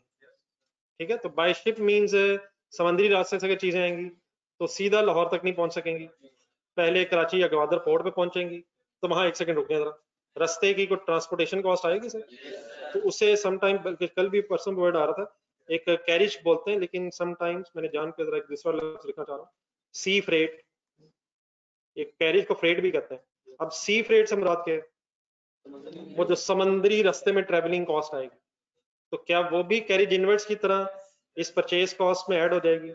तो लेट्स दी वो 25,000 है, तो अब जरा स्टोरी आगे बढ़ाते रहिएगा जरा, यानी कि अब कराची पहुंच गए फर्ज करें चीजें, तो जैसे फिर चीजें पाकिस्तान पहुंचती हैं, गवर्नमेंट फिर अपने टैक्सेस लेना शुरू कर देती है। गवर्नमेंट टैक्सेस वहां इसलिए लेना शुरू कर देती है क्योंकि वैसे तो लोगों ने टैक्स देने नहीं, और आप लोगों के लिए पैसे कहाँ से आएंगे? आप लोगों के प्रोजेक्ट्स चलाने के लिए, सड़कें बनानी, पुल बनाने, अदरवाइज आपके लिए स्कूल, हॉस्पिटल, कॉलेजेस वगैरह बनाने के लिए गवर्नमेंट के पास कहाँ फंड्स, कैसे फंड्स आएंगे? तो वैसे लोग टैक्स देते नहीं, फिर गवर्नमेंट का भी जहां बस चलता है गवर्नमेंट छोड़ती नहीं। तो आपका मुल्क है, देयरफॉर जहां वो कहेगी वो टैक्स दे देंगे। तो किस नाम से टैक्स की पहले बात हुई थी? कस्टम ड्यूटी का मैंने एक और नाम भी दिया था, इम्पोर्ट ड्यूटी, इम्पोर्ट लेवी आया था, क्वेश्चन नंबर 3 ढूंढना जरा, ढूंढे जरा देखो, इम्पोर्ट लेवी शायद, तो उसका क्या शायद हमने बोला था, इम्पोर्ट ड्यूटी के लिए वर्ड है, import duty, custom duty, import levies, ये भी गवर्नमेंट टैक्स लेती है किस स्टेज पे? इम्पोर्ट स्टेज पे। तो मैं फिगर अज्यूम कर रहा हूँ जस्ट आपको समझाने के लिए, लेट्स अज्यूम ये गवर्नमेंट ने फिर आप डिफरेंट आइटम्स के लिए अपने डिफरेंट कस्टम के रेट रखे हुए हैं, तो उन आइटम्स को फिर मल्टीप्लाई करके जो भी वो आइटम होती है उसके रेट मल्टीप्लाई करके उसकी फिर एक इम्पोर्ट ड्यूटी निकल आएगी। फिर एक दो चीजें और जरा आपने कंसंट्रेशन सुननी, फिर गवर्नमेंट बड़ा इसी स्टेज पे कुछ इनकम टैक्स और सेल्स टैक्स ले लेती है। आप मुझे ये बताएं कि क्या इस वक्त हमने कुछ कमाया? क्या हमने कुछ बेचा? ना हमने कुछ कमाया है ना हमने बेचा है, लेकिन फिर भी गवर्नमेंट ने क्या करना है? इनकम टैक्स और सेल्स टैक्स के नाम से टैक्सेस ले लेने हैं। आप इसको समझने के लिए जो मैंने आपके सामने बात की अभी, जरा मोबाइल कार्ड ज़हन में लाएं, कितने का बैलेंस अगर आप करवाएं फॉर एग्जांपल 100 का, तो कितना बैलेंस आ रहा है आजकल? तो वो जो 15 रुपए गए हैं वो डिफरेंट सॉर्ट ऑफ टैक्सेस आपसे भी गए हैं, वो आपके बीच में भी, उसमें इनकम टैक्स भी है, सेल्स टैक्स भी है, और इवन जब आप पेट्रोल डलवाते हैं उसमें भी सेल्स टैक्स है, उसमें भी इनकम टैक्स है। तो जिस जिस नाम से गवर्नमेंट का दिल करता है गवर्नमेंट टैक्स ले लेती है। लेकिन यहां जरा 1 सेकंड रुक के मेरी बात जरा कंसंट्रेशन सुनिए अगली। ये जो बिजनेसेस होते हैं, कंपनीज या बड़े बड़े बिजनेसेस कह लें, इनके जो जो ये वाले टैक्सेस होते हैं ना, ये जो इम्पोर्ट इनकम टैक्स और सेल्स टैक्स मैंने लिखा है, ये समटाइम्स रिफंडेबल भी होते हैं। आप लोगों के लिए नहीं, मेरी बात पूरी आराम से ध्यान से सुननी है। अगर कभी आप लोग ये टैक्सेस देंगे, पेट्रोल पे दे दिया या अपने कार्ड पे दे दिया, तो आप लोगों के लिए टैक्सेस नॉन रिफंडेबल है। कभी किसी को इत्तेफाक हुआ कि जो 12 रुपए नहीं आए 15 रुपए वापस मिल गए? पेट्रोल पे जो टैक्स दिया वापस हो गया? आप लोगों को इसलिए नहीं है क्योंकि आप लोग अभी अपनी सालाना इनकम टैक्स रिटर्न फाइल नहीं करते गवर्नमेंट के साथ। आप लोग हर साल ये नहीं बताते क्योंकि है भी नहीं आपकी इनकम। आप लोग नहीं बताते कि इस साल मेरी इनकम ये थी, ठीक है, और मेरा देयर फॉर प्रॉफिट इतना था। लेकिन बिजनेसेस क्या करते हैं, अगली बात ध्यान से भाई मेरी बात सुन रहा है, बिजनेसेस क्या करते हैं, हर साल के एंड पे अपने प्रॉफिट की बेस पे टैक्स देते हैं। तो फर्ज करें किसी बिजनेस का 15 लाख रुपया टैक्स बना इस साल का, साल के एंड पे, तो ड्यूरिंग द ईयर उसने जो डिफरेंट बिलों पे, कभी इलेक्ट्रिसिटी का बिल देखा आपने?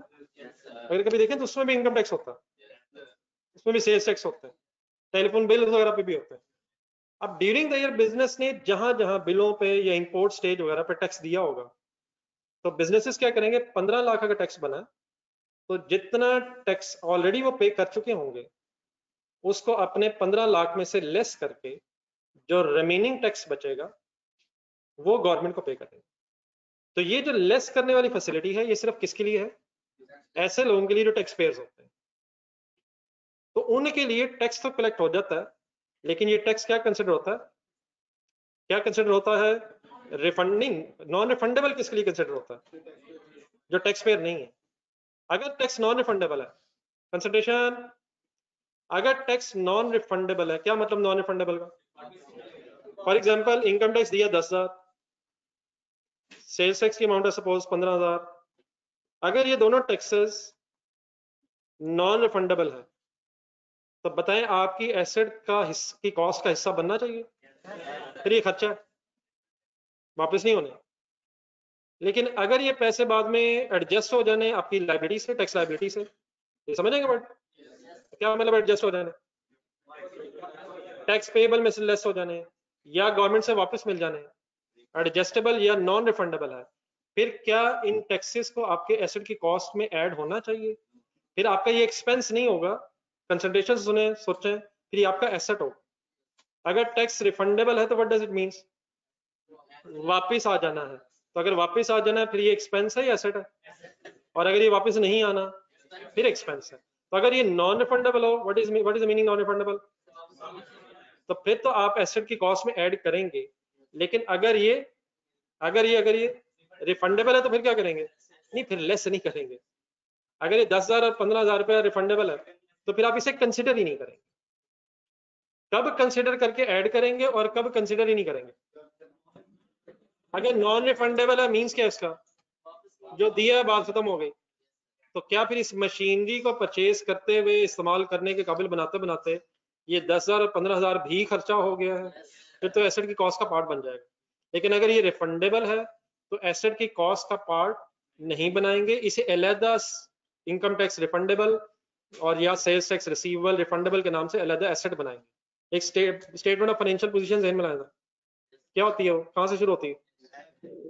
उन एसेट्स में एक एसेट आ रहा होगा आपका sales tax refundable, income tax refundable, advance refundable. क्यों आ रहा होगा?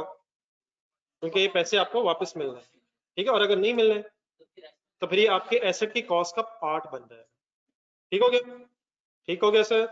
मैं अगर इसको ऐड कर रहा हूँ बीच में तो मैंने यहाँ क्या अज्यूम किया? Non refundable. ये डिसीजन आपने नहीं लेना एग्जाम में कि ये टैक्सेस नॉन रिफंडेबल है या नहीं है, आपको ये एग्जामिनर बताएगा। अगर ये नॉन रिफंडेबल या नॉन एडजस्टेबल है तो फिर आप क्या करेंगे? तो फाइनल बोल दो जरा। फिर एसेट की कॉस्ट का हिस्सा बना देंगे। और अगर ये रिफंडेबल है या एडजस्टेबल है तो देन इनको कंसिडर ही नहीं करेंगे। कंसिडर ही नहीं करेंगे या लेस कर देंगे? कंसिडर ना करने का मतलब क्या होगा?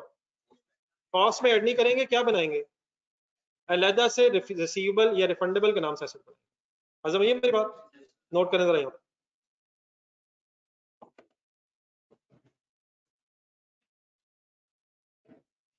जॉन स्टूडेंट्स ने यहाँ तक बात समझ ली? बेटा अदर इनकम नहीं है, ये कौन सी इनकम है? पैसे दिए वही वापस आने, ये कौन सी इनकम है? इनकम क्या होती है? जो कमाई हो, ये पैसे तो वैसे ही वापस आने, हमने पहले दिए हमें हमारे ही वापस आने। तो जो हमने पहले दिए हमारा एसेट है, अगर वापस आ जाएगा तो एसेट खत्म हो जाएगा। गवर्नमेंट ये नहीं बेटा कर रही कि हमारे दिए बगैर हमें पैसे दे रही है, हमारे ही पैसे हमसे लेके अगर गवर्नमेंट वापस कर देगी तो प्लीज काइंडली ये कोई इनकम नहीं है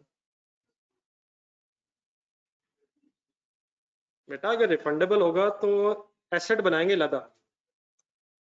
इन एसेट्स में सेल्स टैक्स रिसीवेबल या रिफंडेबल के नाम से या इनकम टैक्स रिफंडेबल के नाम से अलग एक हेड बनाएंगे, अपनी इस मशीनरी की कॉस्ट का हिस्सा नहीं बनाएंगे बेटा। उसका कोई ताल्लुक नहीं स्टेटमेंट ऑफ प्रॉफिट लॉस में, कुछ नहीं करेंगे। अगर ये रिफंडेबल है तो एसेट है। Please concentration. बस कर दें सर, बस कर दें, बस बस बस।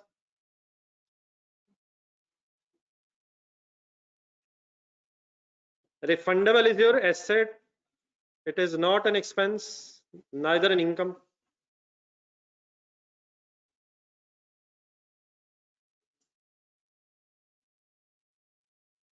एक्सपेंस क्या होता है? जो अमाउंट इनकम हुई है बस खत्म हो गई। इनकम क्या होती है? जो कमाई है। क्या ये टैक्स अगर दिया है और वापस हो जाना है तो इनकम हो जानी है? क्या हो जाना है? जब दिया है और वापस होना है तो एसेट है, और अगर वापस मिल जाए तो एसेट खत्म हो जाएगा। क्या बढ़ जाएगा अगर क्या हो तो? अगर देंगे और रिफंडेबल है तो एसेट बढ़ जाएगा, और अगर वापस मिल जाए तो एसेट कम हो जाएगा।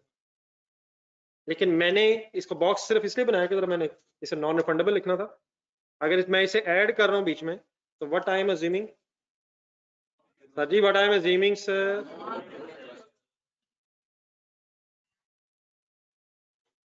अच्छा, मैंने एक वर्ड और भी साथ लिखा, नॉन एडजस्टेबल। इसका क्या मीनिंग हो? मतलब बेटा इसका ये है, एक सेकंड दोबारा बोर्ड पे देखे, थोड़ा सा और समझ लेना। बिजनेसेस क्या करते हैं, अपना प्रॉफिट कैलकुलेट करते हैं। अब इस तरह की बातें तो समझ आ जाएंगी ना यार।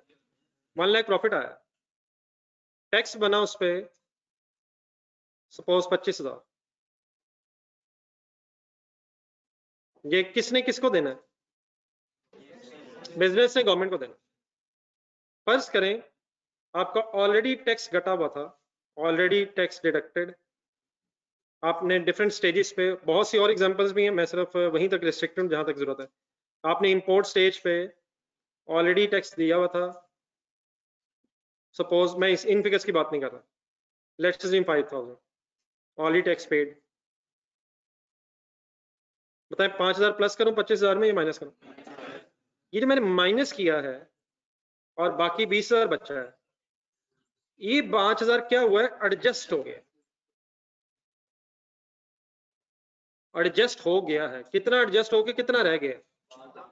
तो कितना टैक्स पेएबल रह गया, पेएबल।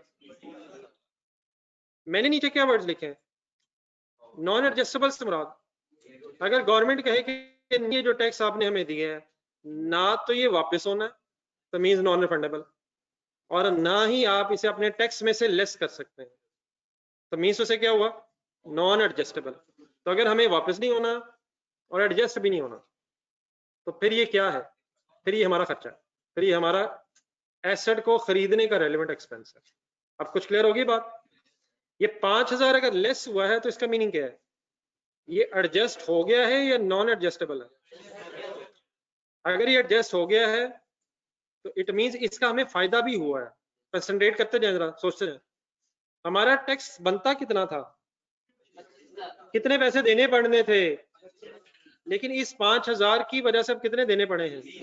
क्या इस 5,000 के टैक्स ने हमारी लायबिलिटी को कम कर दिया है?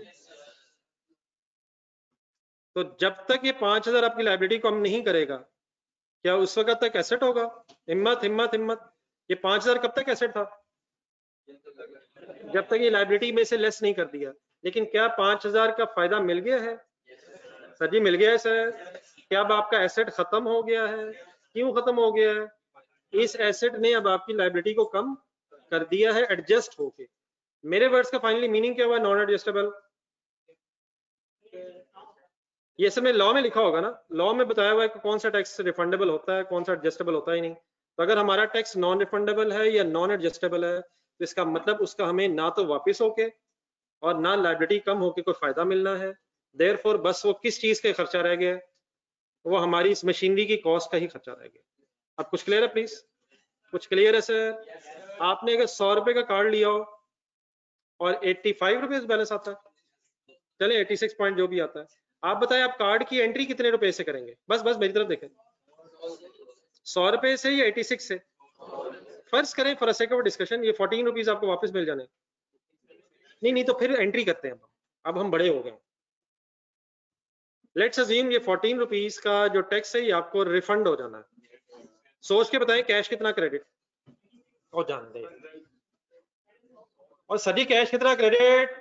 100 ही जाना है, 100 का ही कार्ड कैश जाना है। मोबाइल कार्ड कितने से आप डेबिट? 86 से, और बाकी 14 के अगेंस्ट क्या डेबिट से? इनकम टैक्स रिफंडेबल एसेट बनेगा। अब ये 14 क्या कंसिडर नहीं होगा, आपकी मोबाइल कार्ड का कॉस्ट का हिस्सा कंसिडर नहीं होगा, अब ये अलहदा एसेट कंसिडर होगा। लेकिन अगर एज इट इज सोचा जाए, जो इस वक्त हालात है, मींस ये जो 14 है नॉन रिफंडेबल है, तो आप सिंपली 100 रुपए की क्या एंट्री करेंगे? कार्ड डेबिट कैश क्रेडिट कितने से? क्या वो 14 भी कार्ड की कॉस्ट का हिस्सा बन गया है? क्यों बन गया है? नॉन रिफंडेबल में, नॉन रिफंडेबल। ये अगर इर्द गिर्द ये एक्सप्लेन करना है तो और कर ले जरा। ये मैंने जो बिजनेस की एक एग्जांपल अगर कोई लिखना चाहे तो कोई कंफ्यूजन सर यहाँ तक जो ऑनलाइन स्टूडेंट्स? बस करें, बस करें, बस कर दें, बस कर दें। चेयर भी बदल ली है, उसकी डायरेक्शन ही चेंज हो गई, और कंफर्टेबल हो रहे हैं, जरा थोड़ी सी और इस तरह कर लें। मिशन यही है, 1 घंटा रहता है, 1 घंटा 5 मिनट। सामने रखें चेयर।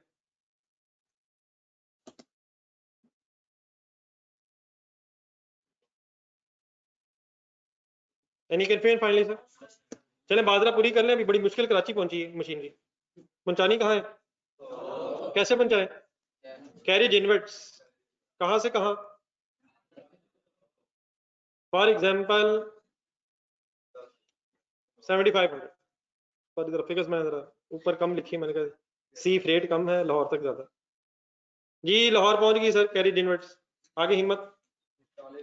अच्छा समटाइम ना इसमें एक और चीज भी होती है, रास्ते की भी इंश्योरेंस करवाने के कॉन्सेप्ट होता है, इंश्योरेंस इन ट्रांजिट। कि कराची से लाहौर ट्रक्स पे आती है मशीनरी या गुड्स, कभी आपने बल्कि देखा हो गाड़ियां भी आ रही होती है एक ही सॉर्ट ऑफ ऊपर नीचे, तो रास्ते में भी खतरा रहता है कि कोई चीजें डैमेज ही ना हो जाए। तो अगर रास्ते की कोई इंश्योरेंस करवाएं और फॉर एग्जांपल उस पे कोई इंश्योरेंस प्रीमियम पे हो गया, ये याद है इंश्योरेंस प्रीमियम किसे कहते हैं? किसे कहते हैं इंश्योरेंस प्रीमियम? इंश्योरेंस के पैसों को कहते हैं। तो क्या ये इंश्योरेंस के पैसे भी आपकी कॉस्ट का पार्ट बन जाएगा? और अगर खुदा ना खासा रास्ते में कुछ ना हुआ,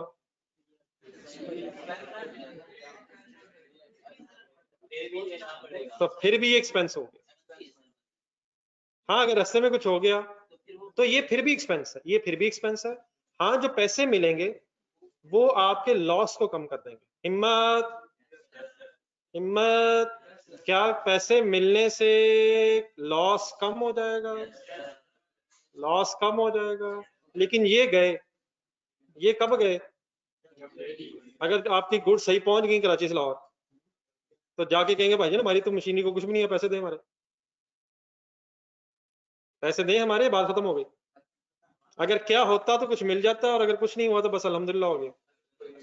अगर नुकसान होगा तो मिल जाएगा, और अगर नहीं हुआ तो बस बात खत्म हो गई। इंश्योरेंस कंपनी वाले क्या कमाने बैठे हैं? नहीं, इंश्योरेंस प्रीमियम कमाने बैठे हैं। उनकी दुआ क्या होगी? जिस चीज की इंश्योरेंस करते होंगे वो क्या दुआएं करते होंगे, मौला किसी का कोई नुकसान ना हो, उसका फायदा होने क्या है? सब कुछ इनकम है सर, उनकी सब इनकम है, उनका नुकसान क्या होगा? और जो इंश्योरेंस करवा रहा होगा उसकी दुआ क्या होगी? उसकी भी यही दुआ होगी, नहीं हो जाए। सोच रहे थर्ड दिन सोच रहे। तो अल्हम्दुलिल्लाह अल्हम्दुलिल्लाह अल्हम्दुलिल्लाह शायद किसी भी ख्वाहिश नहीं होगी कि लॉस हो। ये आप क्या करें? जी जी, ये तो आपकी चॉइस है, अगर आप नहीं इंटरेस्टेड। बिस्मिल्लाह रहमान रहीम, अल्हम्दुलिल्लाह रब्बिल आलमीन, ये तो चॉइस ही है।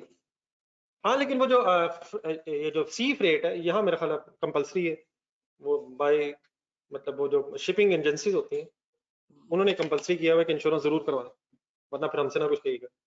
लेकिन आप इंश्योरेंस नहीं करवाना चाहते लोकल, आपकी चॉइस है।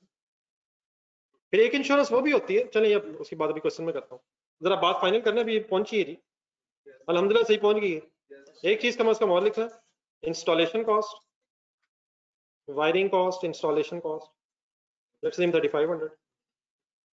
तो चले कैलकुलेटर पकड़े, अल्हम्दुलिल्लाह ये मशीनरी कहाँ से चली, कहाँ पहुंची और किस हाल में आ गई है, इतनी सही सलामत आ गई और यूजेबल कंडीशन में, वर्किंग कंडीशन में अल्हम्दुलिल्लाह आ गई है। खर्चा इकट्ठा कर देना, मैंने किस अजम्पशन की बेस पे ये टैक्सेस जमा किए हुए हैं, एक दफा आखिरी दफा बोल दूं, नॉन रिफंडेबल की अजम्पशन की बेस पे 5141,500। तो ये बेटा जो फाइनल फिगर है ना, ये कॉस्ट कहलाएगी, ये कॉस्ट है, ये फाइनली कॉस्ट है, परचेज कॉस्ट कह लें, लेकिन ये फाइनली ये टोटल मीन्स उसे, अब अगर आपने ये मशीनरी की डबल एंट्री करनी है तो मशीनरी डेबिट 5141,500 कैश या payable credit which ever is the case. अगर कोई पैसे रह भी गए तो वो लायबिलिटी बन जाएंगे। तो आज से ऑनवर्ड्स अगर आपसे कहा जाए कॉस्ट में क्या क्या आता है, तो बहुत कुछ आंसर नहीं है। वो सारे खर्चे, अंग्रेजी की एक लाइन जरा ऊपर पढ़े जो लिखी थी, वो सारे खर्चे जो एसेट को वर्किंग कंडीशन में लाने के लिए नेसेसरी है, और उसकी चंद एक एग्जांपल मैंने आपके सामने रखी हैं। बाकी इंशाल्लाह जैसे जैसे आपने बड़े होते जाना है इन एग्जाम्पल्स में भी इजाफा होता जाना। अब आ जाए जरा काइंडली वापस उसी पेज पे जो आपके पास है। क्वेश्चन नंबर 2 ढूंढे जरा नेक्स्ट पेज पे। 1 है 2 ही है? एक थर्ड पेज होगा मेरे ख्याल। ये ऑनलाइन स्टूडेंट्स इकट्ठे हो गए प्लीज।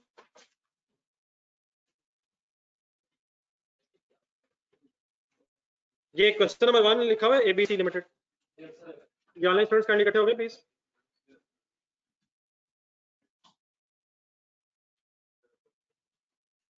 कोई confusion kindly?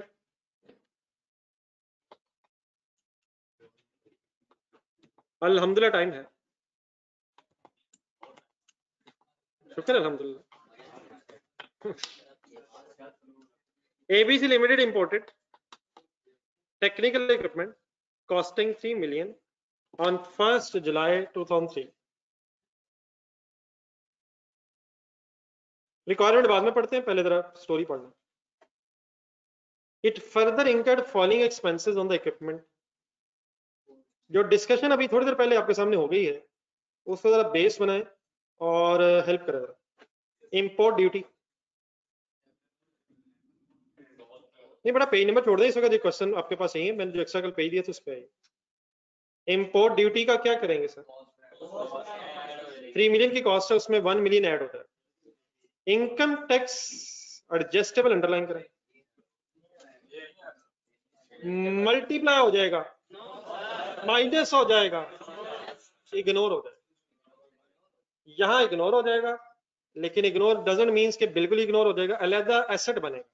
Income tax adjustable के नाम से एक अलहदा स्टेटमेंट ऑफ फाइनेंशियल पोजीशन में एसेट आएगा, मीन्स उसे इक्विपमेंट की कॉस्ट का हिस्सा नहीं होगा। Done sir? ऐड करेंगे, लेस करेंगे, इग्नोर करेंगे? यहां इग्नोर करेंगे।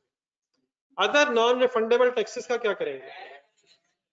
Transportation cost to bring the equipment to factory premises का क्या करेंगे? इंश्योरेंस इन ट्रांजिट का क्या करेंगे?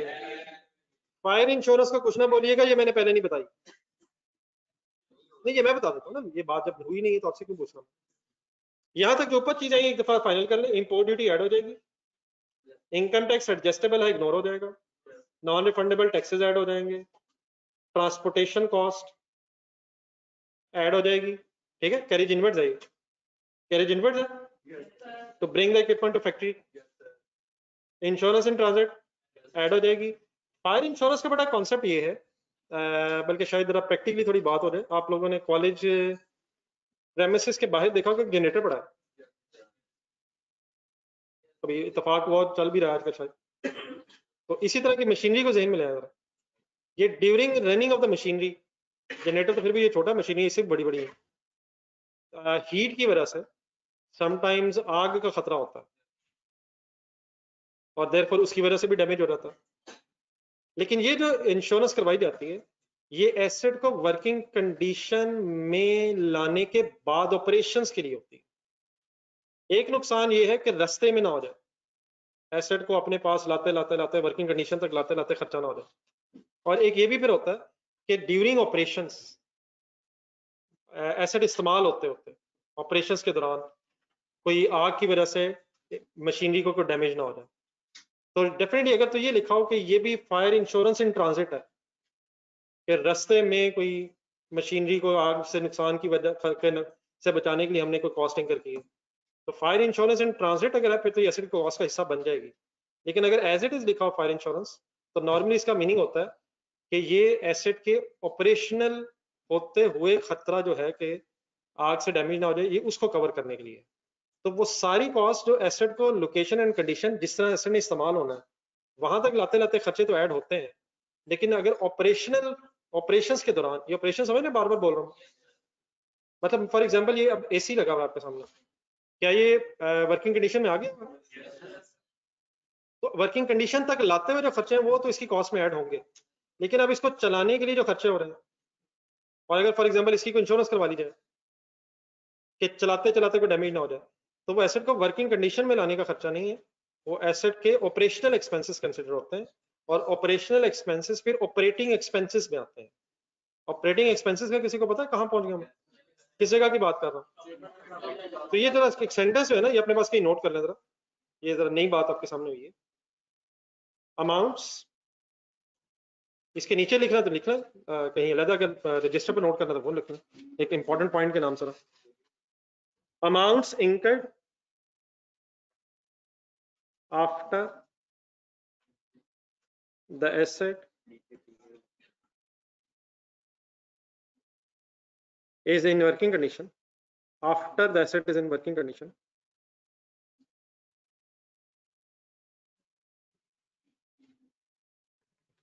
means operating expenses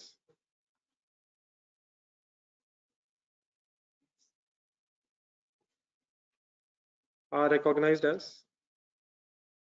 recognize कैसे कहते हैं, are recognized, are recorded as expense in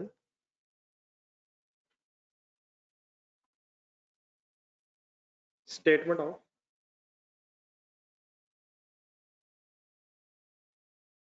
profit और लॉस। इस एसी को चलाने में कोई बिजली इस्तेमाल हो रही है?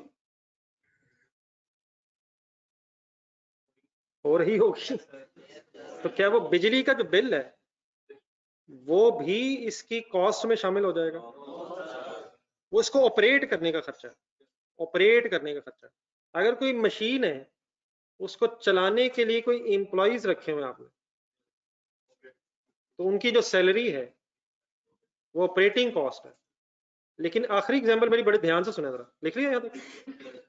बिजली का बिल बता देंगे, बिजली का बिल का क्या होगा?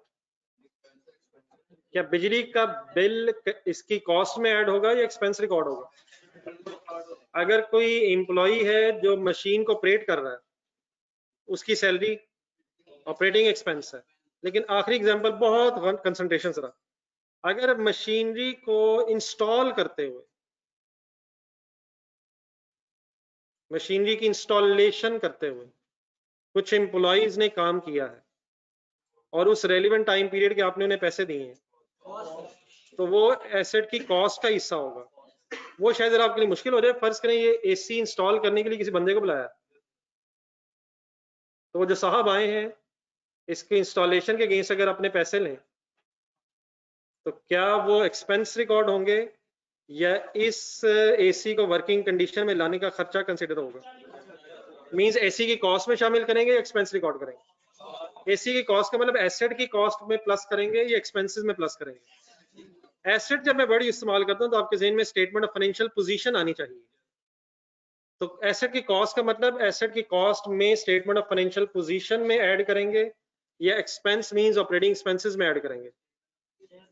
तो ऑपरेटिंग एक्सपेंसेस प्रॉफिट लॉस में जाएंगे और एसेट को वर्किंग कंडीशन में लाते लाते जो खर्चे हुए हैं वो सारे एसेट की कॉस्ट मींस, एसेट की कॉस्ट मींस अल्टीमेटली वो स्टेटमेंट ऑफ फाइनेंशियल पोजीशन में चले जाएंगे। बात समझ आ रही है प्लीज? क्या फाइनली समझ आया? कुछ अपने लफ्जों से आगे बताएं जरा। बिस्मिल्लाहिर्रहमानिर्रहीम, चलो शुरू करें। जो समझ आए बोल दें,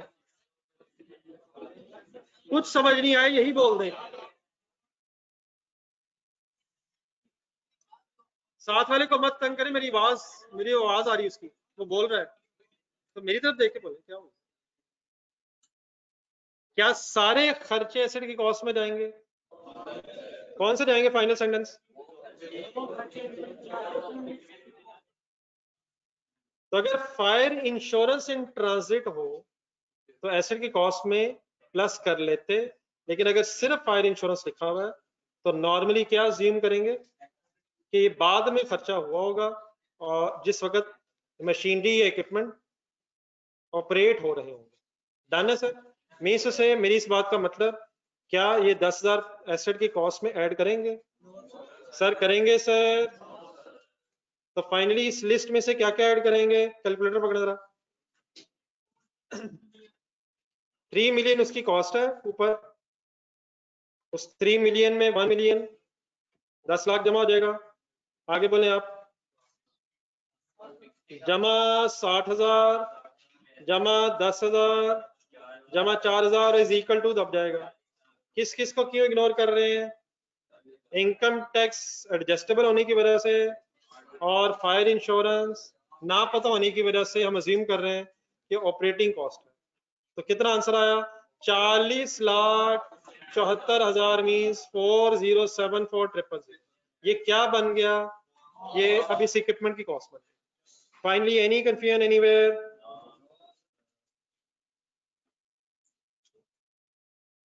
जी online students,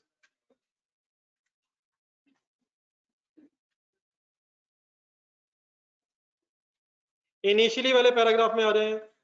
Initially it was expected, initially the useful life was estimated to be 5 years and depreciation was provided on straight line method.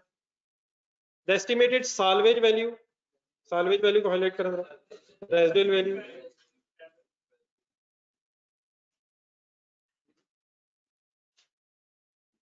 estimated salvage value means residual value कितनी थी? 3,50,000. During नई चीज आ रही है, during the year अंडरलाइन करें 2004-5.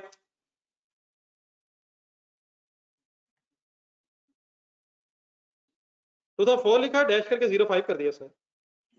हाँ जी, इसका meaning ये होता है, नीचे रिक्वायरमेंट में याद रखें, आपसे रिक्वायर्ड है calculate depreciation for the year ended 30 June 4, 5 and 6। हमारा ईयर किस दिन एंड हो रहा है? 30 जून पे एंड हो रहा है। पहला ईयर एंड कौन सा होगा? 30 जून 2004। ये वाला ईयर स्टार्ट कब हुआ होगा? 5 जुलाई 3। इसको बेटा अगर शॉर्ट वर्ड्स में बोलना हो ना मैंने, तो इसको इस तरह बोल सकता हूँ 2003-4। लेकिन पूरी बात क्या है? 1 जुलाई 3 से लेके 30 जून 4 तक की बात हो रही है। अगर मैं आपके सामने बोलूं 7-8, तो 1 जुलाई 7 से शुरू करके 30 जून 8 तक की बात हो रही है। फर्स्ट करें ईयर एंड होता 30 सितंबर, नहीं एक मिनट 30 सितंबर, और मैं आपके सामने बोलूं 2010-11, तो what does it mean to say? First, सही बोला भाई ने, अक्टूबर 10 से लेके 30 सितंबर 11 तक की बात हो रही है। अकॉर्डिंग टू क्वेश्चन वापस आ जाए, 30 जून ईयर एंड है, तो फर्स्ट अकाउंटिंग ईयर क्या कहलाएगा? 4-5 या 3-4? नीचे नीचे देख के, अगर 30 जून 4 एंड हो रहा है तो ये वाला कैसे बोला जाएगा? 3-4। स्टार्ट कहां से करना है? 1 जुलाई से, और एंड कहां करना है? जहां 30 जून पे एंड हो रहा है। तो what was the first accounting year? 3-4। Second accounting year 4-5। Third accounting year, तो ये किस अकाउंटिंग ईयर की बात हो रही है? सेकंड या थर्ड या फर्स्ट? ये कब से शुरू होकर कब एंड हो रहा है? 5 जुलाई 4 से लेके 30 जून 5 पे एंड हुआ है। तो उसे समटाइम शॉर्ट वर्ड्स में कैसे बोला जाता है, कैसे पुकारा जाता है? 4-5। 21-22 अगर बोलूं मैं, 5 जुलाई 2021, 30 जून 2022, कुछ बात हजम होगी? According to this example, this question, ये सेकंड ईयर की बात हो रही है। तो सेकंड ईयर में क्या हुआ? During to the 4-5 the company estimated the remaining life of the equipment to be 5 years. Underline करें बच्चे, ये रिमेनिंग लाइफ दी हुई है या टोटल लाइफ दी हुई है? क्या हमें रिमेनिंग चाहिए होती है? इंस्टेड ऑफ 4 इयर्स, ये इंस्टेड ऑफ 4 इयर्स सही कंसंट्रेट करें जरा। नहीं एक मिनट, एसेट लिया कब था? 1 जुलाई 3। इनिशियल एस्टिमेट ऑफ लाइफ क्या था? 5 इयर्स। एक गुजर जाने के बाद असूलन रिमेनिंग लाइफ 4 इयर्स ही थी, लेकिन 1 साल गुजरने के बाद वो रिमेनिंग लाइफ क्या बता रहा है? तो आप बता सकते हैं कि 1 साल गुजरने के बाद फिर टोटल लाइफ क्या है? What should be the remaining life? अगर टोटल लाइफ पहले 5 साल थी, 4 शुड बी, लेकिन वो क्या बता रहा है? Remaining life 5। तो what should be the total life because of remaining life 5? तो what was the originally total life? Originally total life 5। What is the remaining life after 1 year? 5. What is the remaining life after 1 year according to the change estimate? 5 years. What should be the total life changed? 6 year change के बाद अब 6 year life। हमने इसमें से कौन सी लेनी है? Remaining life लेनी है। कौन सी, वो भी दोबारा फैसला करते हैं, अगली बात पे आ जाएगी डॉक्टर। रिमेनिंग लाइफ के साथ साथ रेजिडुअल वैल्यू का एस्टिमेट भी चेंज हो रहा है। चेंज हो रहा है सर। और फाइनल लास्ट सेंटेंस, इक्विपमेंट बेच दिया गया है किस दिन 1 जुलाई 6 को कौन से ईयर में 4, 5, 5, 6 या 6, 7? ना ना ना ना, कंसंट्रेट। 6, 7 के स्टार्ट पे 1 जुलाई 6 कितने साल गुजर जाने के बाद? कितने साल गुजर जाने के बाद? कौन कौन से साल गुजर जाने के बाद यार? इतनी तो मुश्किल काउंटिंग नहीं थी जितनी मुश्किल सवाल हो गए। सेकेंड रिक्वायरमेंट पढ़े या फर्स्ट दोबारा पढ़ना।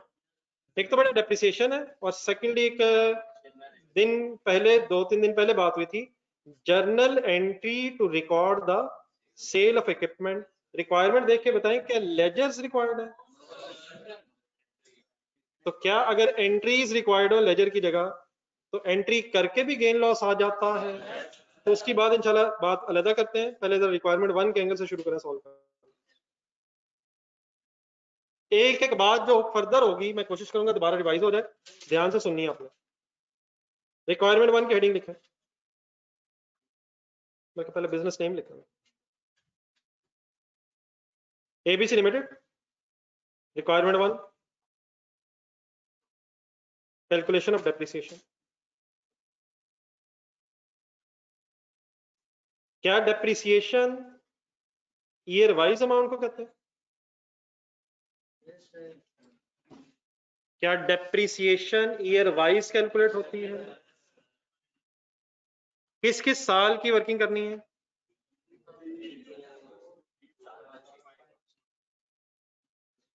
For the year ended 30th जून 2004।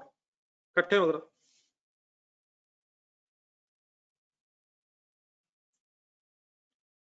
ये बड़ा ऑनलाइन स्टूडेंट्स प्लीज साथ है।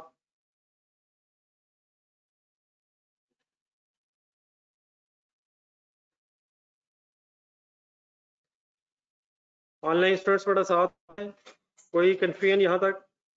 बाकी बारे अभी मैं दोबारा बातें करूंगा साथ, फर्दर क्लैरिटी होनी चाहिए। जी see dear, make the thing simple, try to make the thing simple. कौन सा मेथड है? किस साल में हम हैं? पहले साल में। कोई एस्टिमेट अभी नहीं चेंज हुए। पहले साल में क्या करें? फॉर्मूला बोलें स्ट्रेट लाइन का। कॉस्ट की अमाउंट बताएं।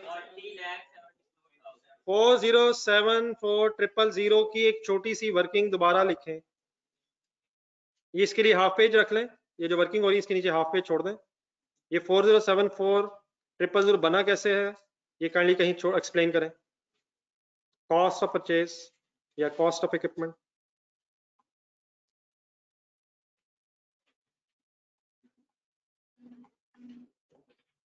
चाहे ब्रैकेट वगैरह में लिख लें लेकिन काइंडली स्पेसिफाई करें। सर जी आप रजिस्टर में सॉल्व करें सर, सवाल जाने दें, इस पेज पे शुरू हो गए। 3 million plus 1 million, at least figure specify जरूर कर लें। वैसे तो लिस्ट भी बनाई जा सकती है, वर्किंग सॉर्ट ऑफ है, वर्किंग 1 कर लें, हाफ पेज रख के वर्किंग 1 कर लें। 3 million plus 1 million plus 60,000 plus 10,000 plus 4,000। Done है? डन है सर, टोटल करवा दो। 407 ये कर लिया था आप लोगों ने? जो चीजें नहीं ली गई सबको पता क्यों नहीं ली गई? कौन सी 2 फिगर्स नहीं ली गई? एडजस्टेबल इनकम टैक्स और फायर इंश्योरेंस। जी वापस आ जाओ ऊपर। तो कॉस्ट बेटा है 4074000 माइनस क्या करना है? कौन सी रेजिडुअल वैल्यू इस वक्त थी? किस साल में भी आप हैं? तो 3,50,000 डिवाइडेड बाय, ये पूरा फार्मूला बोले जरा। Cost minus residual divide by useful life. Useful life, यहाँ कोई रिमेनिंग वर्ड नहीं है। रिमेनिंग वर्ड का भी इस्तेमाल होना है जब एस्टिमेट्स बदल जाएंगे, वरना यहाँ total life. Cost minus residual value divide by the life is equal to answer 744,800। किस साल की ये डेप्रिसिएशन है? सर जी किस साल की डेप्रिसिएशन है? डबल एंट्री हो जाए यार। डेप्रिसिएशन डेबिट और accumulated depreciation credit credit credit. ठीक है ठीक है ठीक है। फर्ज करें अगर अगले सालों में कोई एस्टिमेट बदलता तो क्या यही डेप्रिसिएशन अगले सालों में भी होती है? स्ट्रेट लाइन मेथड है, नेक्स्ट ईयर में भी यही डेप्रिसिएशन होनी चाहिए थी, लेकिन क्या एस्टिमेट्स बदल रहे हैं? आ जाए नेक्स्ट ईयर में 30th जून 5 30th जून 5 2005। जी सर, क्या इस साल एस्टिमेट्स बदले? 4-5 डन है। तो सबसे पहला काम, पहले WDB की वर्किंग करवा दें। फॉर्मूला बोले बेटा, छोड़ दे लिखना, छोड़े छोड़े सब छोड़ दे, कोई लिखता नजर ना आए, कोई लिखता नजर ना आए, कोई लिखता नजर ना आए प्लीज। और मैंने लिख लिया, मैंने लिख लिया, मैंने लिख लिया, कोई नहीं पता चलने दिया, मैंने नहीं वर्किंग करा दे यार। What is the formula of WDB? Cost की अमाउंट बोले, एक ही साल गुजरा था, क्या वही एक्यूमुलेटेड भी है? सब कैलकुलेटर इस्तेमाल करते नजर आए। WDB की अमाउंट बोले 3329200।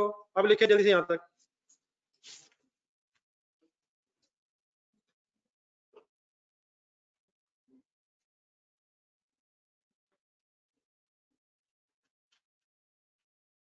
एस्टीमेट्स बदल जाएं तो पहला काम,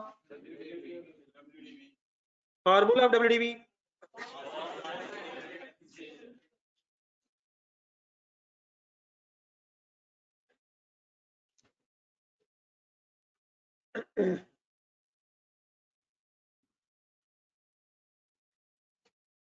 जो लिखते जाएं, लिखना छोड़ दें। लिखने का मतलब पेन रखें साइड पे।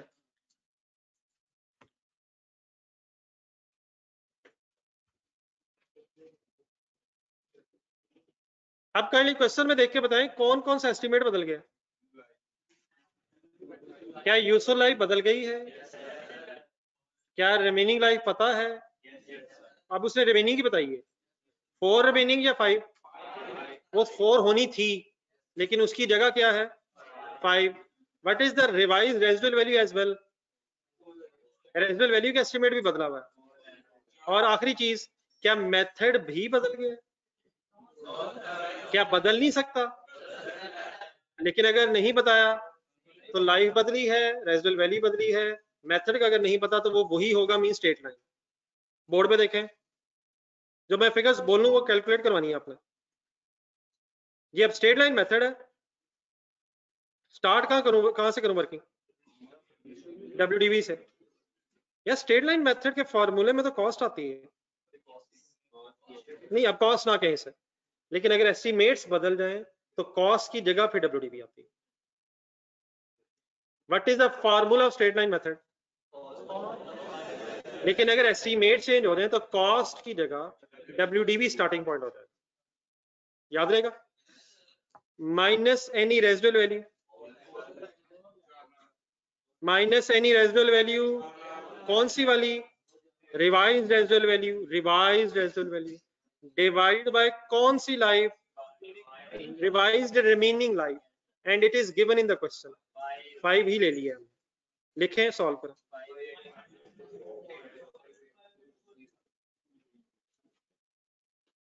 ये बेटा मैंने यही सिर्फ कहा है, ये आप लोग लिखें जी।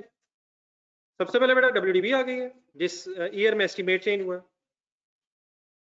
और फिर रिवाइज रेजिडुअल वैल्यू मैंने माइनस की है, और रिमेनिंग लाइफ गिवन थी। हमें चाहिए रिमेनिंग लाइफ।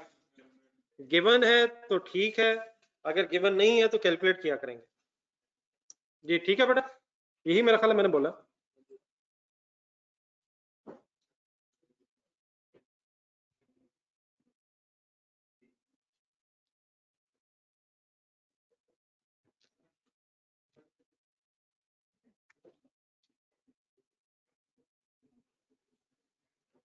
जी सर जी answer 5840. What is the name of this figure? Depreciation for the year ended. यार स्ट्रेट लाइन मेथड में तो हर साल डेप्रिसिएशन सेम होती है, लेकिन अगर एस्टिमेट्स बदल जाएं तो चेंज हो सकती है। इसकी डबल एंट्री बोल दें यार, क्यूमुलेटेड डेप्रिसिएशन ही क्रेडिट होनी है अगर सेपरेट लेजर बना, और अगर आपको नहीं पता तो सेपरेट लेजर ही बनना है। एक साल और रिक्वायर्ड है, कौन सा? हेडिंग बनाएं for the year ended 30th June 2006.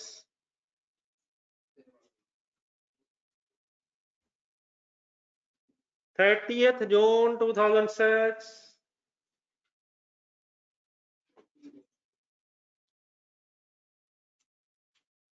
Question देखें, कोई इस साल एस्टीमेट बदल रहा है? अगर इस साल एस्टीमेट बदल रहा है, अब गलत तरफ चले गए, मेजोरिटी चली गई है गलत तरफ। अगर एस्टीमेट नहीं बदला तो क्या मेथड स्ट्रेट लाइन है? तो क्या इस साल भी डेप्रिसिएशन रही रहेगी? कौन सी वाली? 744? ये बात बेटा मेरी बड़ी क्लियरली सुननी है, ध्यान से सुननी है। अब इस वक्त कोई डब्ल्यूडीबी हमने कैलकुलेट नहीं करनी। क्यों नहीं करनी? क्योंकि एस्टिमेट्स नहीं बदले। अगर मैंने इस साल वर्किंग करनी भी है, अगर मैंने इस साल वर्किंग करनी भी है तो स्ट्रेट लाइन मेथड है। कैसे करूंगा? वही 3329,200, वही 4 लाख और वही 5, नो रिमेनिंग लाइफ।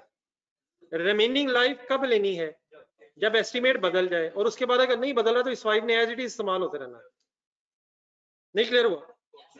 फर्ज करें मेथड ना बदलते, ये सॉरी लाइफ ना बदलती, तो क्या हर साल 500 साल ये वाली वर्किंग होती? वही कॉस्ट, वही रेजिडुअल वैल्यू, वही डिवाइड बाय 5। तब ये सेम वर्किंग क्यों होनी है 2006 में?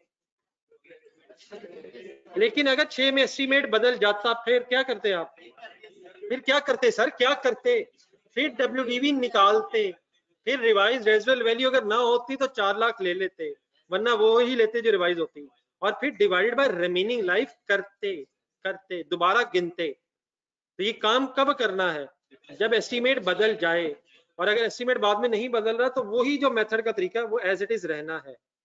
तो what is the amount of depreciation as it is? ये प्लीज दोबारा वर्किंग लिखनी है।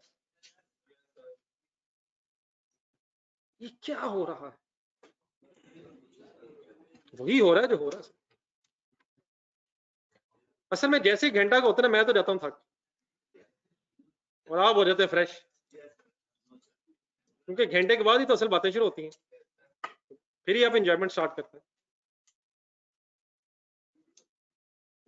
सर जी हम थकना अफोर्ड नहीं कर सकते सर।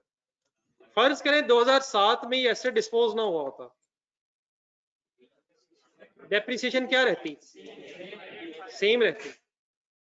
फिर अगले साल भी डिस्पोज ना होता, ये एज इट इज कब तक रहनी है?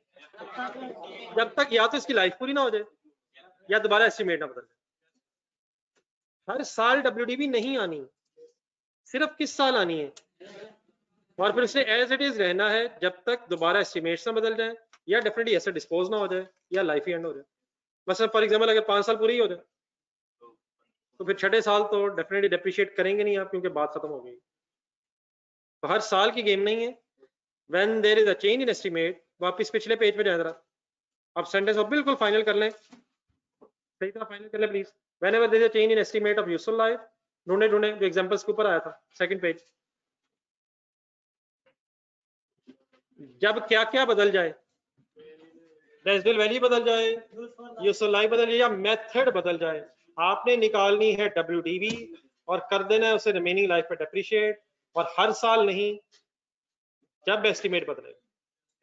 और अगर दोबारा एस्टिमेट्स नहीं बदल रहे तो एज इट इज वर्किंग होती रहेगी। हाँ जी हाँ, ये क्लियर होना चाहिए। जरा थर्ड एग्जांपल देखें जो इसी पेज पे इसी डिस्कशन में आई थी।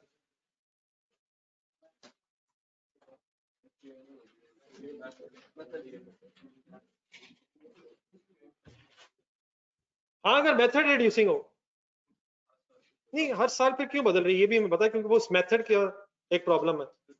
फिर मेथड की बेस पे हर अगले सालों में WDV से रेट मल्टीप्लाई होना, लेकिन अगर स्ट्रेट लाइन मेथड है तो depreciation will remain same unless once again there is a change in estimate.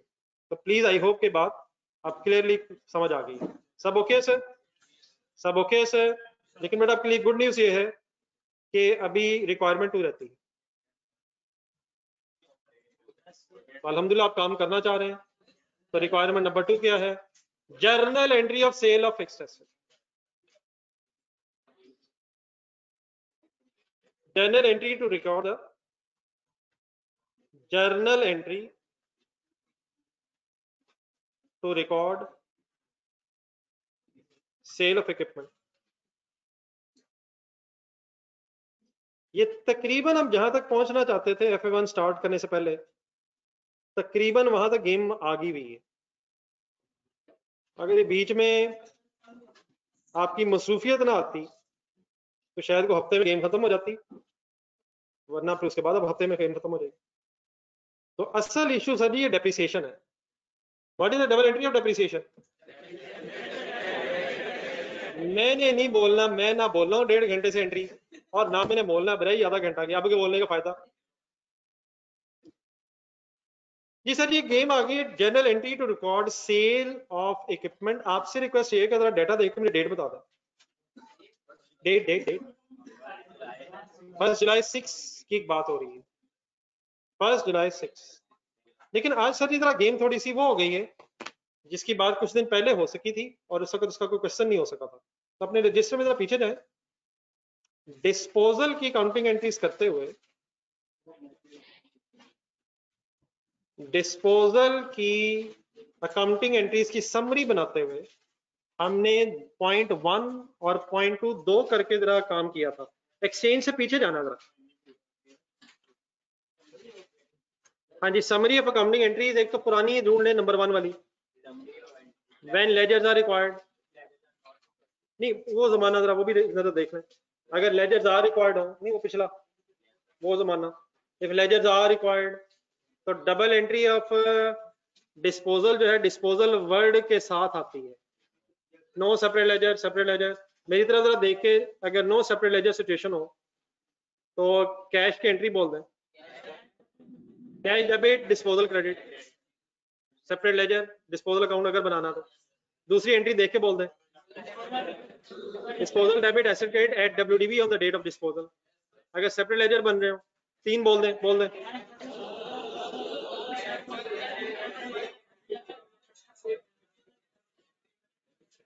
Cash debit disposal credit, number 2 asset debit disposal debit asset credit at cost and accumulated depreciation debit disposal account credit। लेकिन बेटा ये entries अगर देखें दोबारा गौर से तो इससे फिर डिस्पोजल अकाउंट बन जाएगा, तो वो ठीक है, अगर रिक्वायर्ड तो बनाएंगे। लेकिन फिर एक और तरीका भी है, आए इधर आगे। फिर एक कंपाउंड एंट्री डिस्कस हुई थी, उस कंपाउंड एंट्री में सिर्फ बात ये हुई थी कि हेड्स वही हैं, सिर्फ डिस्पोजल वर्ड नहीं लगाना। ऐसे ही सर? तो आज अब ये क्वेश्चन जो हो रहा है, आज जो इस वक्त क्वेश्चन हो रहा है, इसमें कोई इसने लेजर्स नहीं मांगे, उसने सिर्फ आपसे कहा journal entry to record the sale of equipment. तो अगर लेजर्स की गेम ना चल रही हो तो फिर आपके जेहन में वो कंपाउंड एंट्री आनी चाहिए जो डिस्पोजल अकाउंट के वर्ड्स के बगैर है। मीन्स से इस सिचुएशन में बेस्ट ही रहेगा वहां से देख के रिवाइज कर लें। नंबर 2 वाला, सेपरेट लेजर अज्यूम करें या नो सेपरेट लेजर, उसकी इंफॉर्मेशन नहीं है तो सेपरेट लेजर। तो कैश डेबिट ढूंढना है हमने, एक्यूमुलेटेड डेप्रिसिएशन डेबिट ढूंढनी है हमने, और मशीनरी क्रेडिट ढूंढना है, और गेन या लॉस बैलेंसिंग फिगर खुद आएगा।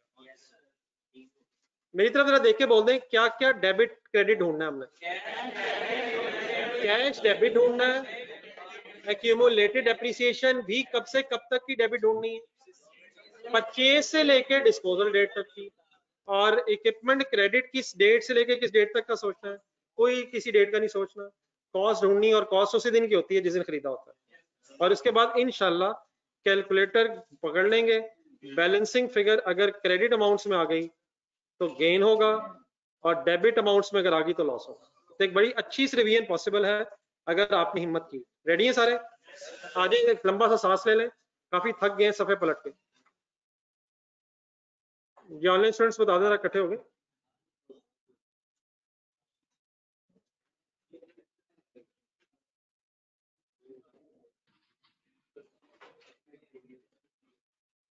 सबसे बेस्ट ये रहेगा कि अगर आप मुझे डेटा ढूंढ के अकाउंटिंग एंट्री करवा दें, क्योंकि लिखने में समटाइम्स अटेंशन डाइवर्ट हो जाती है। कैश डेबिट ढूंढ दें जरा,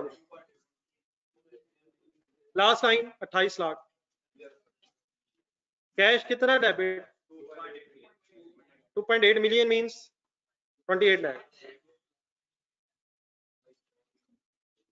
देन मुझे पहले जरा मेरी तरतीब से बता दें, देन मुझे पहले ये बता दें इक्विपमेंट क्रेडिट कितने से होगा, कॉस्ट की अमाउंट बता दे भाई 4074000, कॉस्ट वही है वो ही है वो ही है वो ही है। कॉस्ट कौन सी होती है जिस दिन खरीदा, जो टोटल खर्चा हुआ था। अब डेबिट और किसने होना है,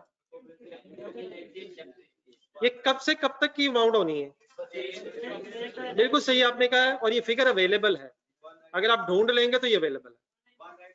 नहीं ये कब से कब तक, चले डेट बोल लेंगे दफा, 1 जुलाई 3 से लेके 1 जुलाई 6 तक आना है। 4, 5, 6 की डेप्रिसिएशन आपने ऑलरेडी कैलकुलेट की हुई है। तो ऑनलाइन स्टूडेंट्स जरा पार्टिसिपेशन रिक्वायर्ड, अपनी वर्किंग देखें और मुझे अपने टोटल बताना है, काइंडली सबने बताना किन डेप्रिसिएशन को अगर इकट्ठा कर लें तो ये फिगर आ गई है। कौन से 3 यार,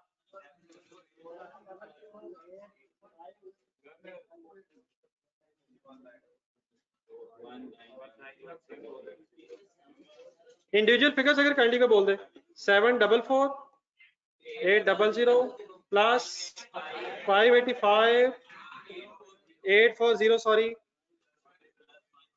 और प्लस 585 840, कैलकुलेटर उठा लें, 1916480। सर जी क्या नाम है इस फिगर का यार, क्यूमुलेटेड एप्रिसिएशन। अब क्या रह गया, नहीं सीडी नहीं है बेटा, सीडी ना है, सीडी लेजर में आता है। जज्बातियत खत्म करें, अपने जज्बात पे काबू रखें, बैलेंसिंग फिगर आए, चेक करें गेन आता है लॉस आता है, लिखे लिखे एंट्री लिखे, सब बैलेंस कीजिएगा। गेन या लॉस प्रूफ करें, ये गेन है,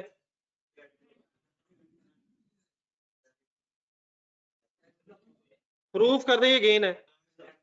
हाँ ये तरीका ठीक है, वो भी ठीक है, ठीक है, लेकिन ये ज्यादा बेहतर है। अपने आप को क्लियर करें जरा, इसकी WDV कैलकुलेट करें और कैश से कंपेयर करें, किया करें, ये पंगे की असल इशू है। कैलकुलेटर के साथ खेल बहुत जरूरी है, लेकिन जीरो दबा के।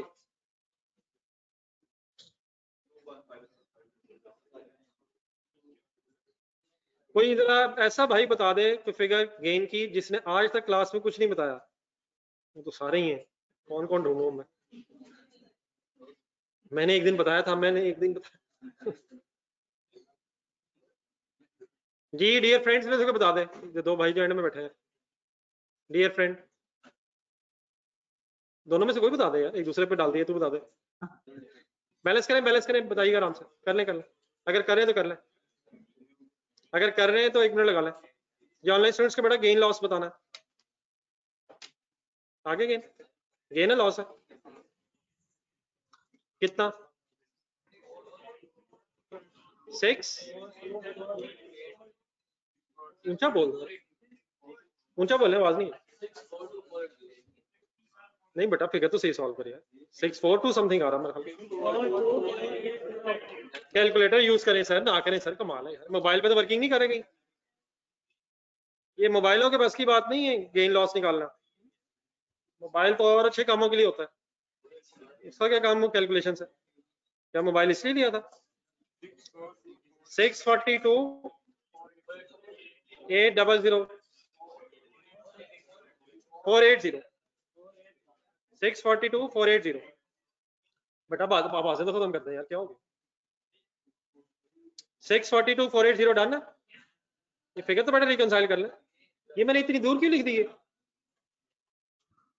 ये मैंने किधर लिखी है, ये गेन है लॉस है, प्रॉफिट एंड लॉस में जाएगा कहाँ कहाँ कहाँ कहाँ कहाँ कहाँ other income other income other income other income other income. लेकिन ये प्रूव करें गेन आया भी सही कि नहीं? नहीं ये फिगर तो आ गई कि नहीं? फिगर आ गई है, फिगर आ गई है, सबकी फिगर आ गई है सर। सर लड़ना नहीं सर, कैलकुलेटर पकड़े जीरो दबा के तरह। भाई ये कह रहे हैं गेन कैसे साबित होगा ये गेन है कि नहीं? तो इसका आसान बड़ा तरीका है, गेन का फॉर्मूला क्या है गेन निकालने का? सेल प्रोसीड्स और डब्ल्यूडीवी ने कंपेयर होना। तो इस डेटा से जरा डब्ल्यूडीवी हो जाए जरा। कॉस्ट कितनी है? 4074000। एक्यूमुलेटेड एप्रिसिएशन माइनस करें 1916480। इस अमाउंट का नाम बोल दें जो आई है, ये है डब्ल्यूडीवी 21 लाख समथिंग है। कैश कितना है? ले डिफरेंस। क्या कैश ज्यादा है? क्या कैश ज्यादा है? कितना ज्यादा है सॉल्व करें। गेन तो डब्ल्यूडीवी और कैश का ही फर्क होता है ना। तो अगर आप वर्किंग करना चाहो तो हो सकती है। लिख दो ये कर लिए, समझ आ गया? समझ आ गया सर? नहीं नहीं सेल गेन लॉस आता कैसे? गेन लॉस कैसे आता है? 28 लाख कैश है, इसे कंपेयर कैसे करना है? डब्ल्यूडीवी से। तो डब्ल्यूडीवी क्या आई थी? दोबारा सॉल्व कर लो। 21,57,250। एक मिनट है सर जी, ये डब्ल्यूडीवी है ना? तो एक 28 लाख कैश है, तो कैश ज्यादा है, कितना ज्यादा है? तो जो लोग प्लीज क्लियर और करना चाह रहे हैं लिखें, एंट्री वर्किंग लिखें, वर्किंग लिखें। बेटा ये तो ना करो यार, ये किस फिगर की बात करें? ये कैसे है ये? अच्छा फिगर बता दें कोई, सॉरी 52157 सॉरी। ये सर जी कॉस्ट में से क्यूमुलेटेड एप्रिसिएशन लेस हुई है सर, ये तो ना करें यार। डब्ल्यूडीवी कैसे आई है सर? ये तो मतलब डब्ल्यूडीवी कैसे आती है सर जी? आप लोग कंसिडरेट नहीं करते बेटा, इसका फायदा नहीं है यार। देखें इस तरह फायदा नहीं। मैंने कई दफा आपको बताया मैं आपके दोस्तियों के अगेंस्ट नहीं हूँ, प्लीज मेरी बात ठंडे दिल से सोचें। मैं नहीं दोस्तियों के अगेंस्ट, लेकिन इस तरह बात बनती नहीं है। ये हर चीज संजीदगी से होनी चाहिए, डिस्टरबेंस के बगैर। आपका मसला ये है कि बातें तो पूरी कर जाते हैं, तो गेम ऑन। अभी बातें तो पूरी हो जाती हैं, उसका तो स्टॉक कुछ नहीं बचता। क्लोजिंग स्टॉक बातों का नहीं बचने देते आप, वो अगले दिन के लिए नया मिशन लेके आते हैं, लेकिन ये चीजें रह जाती हैं सर। एक एक चीज अगर सही क्लियर हो तो बात अगले कदम पे नेक्स्ट स्टार्ट होती है। बहरहाल मेरी किसी बात में कोई कंफ्यूजन रह गई हो, just for sake of revision only, इसी डेटा से अगर फर्ज करें डिस्पोजल अकाउंट रिक्वायर्ड होता, रिक्वायर्ड तो नहीं है, बनाना भी नहीं है, लेकिन अगर डिस्पोजल अकाउंट मांगा होता तो जरा बना के दिखाएं जरा। नहीं इस तरह नहीं, इस तरह ही बना के दिखाएं, एंट्रियां बोल के बना के दिखाएं, कोई पोस्टिंग एरर नहीं, किसी तरह की कैलकुलेशन एरर नहीं। अगर वो कहता है एग्जामिनर डिस्पोजल अकाउंट बनाना है तो कौन सी एंट्रीज करते आप और गेन लॉस निकालते, अपने आप को सुनाए और काइंडली बनाए, जरूर बनाया करें। और यार बीडी आएगा डिस्पोजल अकाउंट में, जाने दे यार, डिस्पोजल अकाउंट में बीडी आएगा, ये वाला डिस्पोजल अकाउंट रहने ही दे, वो मैं बना लेता हूँ। सर जी कोई इंसान बने यार, ये तो मैं तसव्वुर भी नहीं कर सकता था बात यार, यानी कि इसका मतलब वो भी हो सकता है।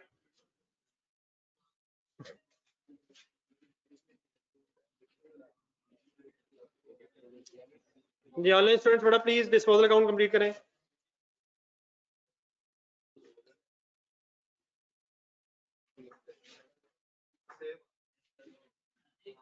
अगर आपने डबल एंट्रीज बोल के नहीं किया तो फिर कोई फायदा नहीं, अपने आप को सुनाएं, बार बार सुनाएं।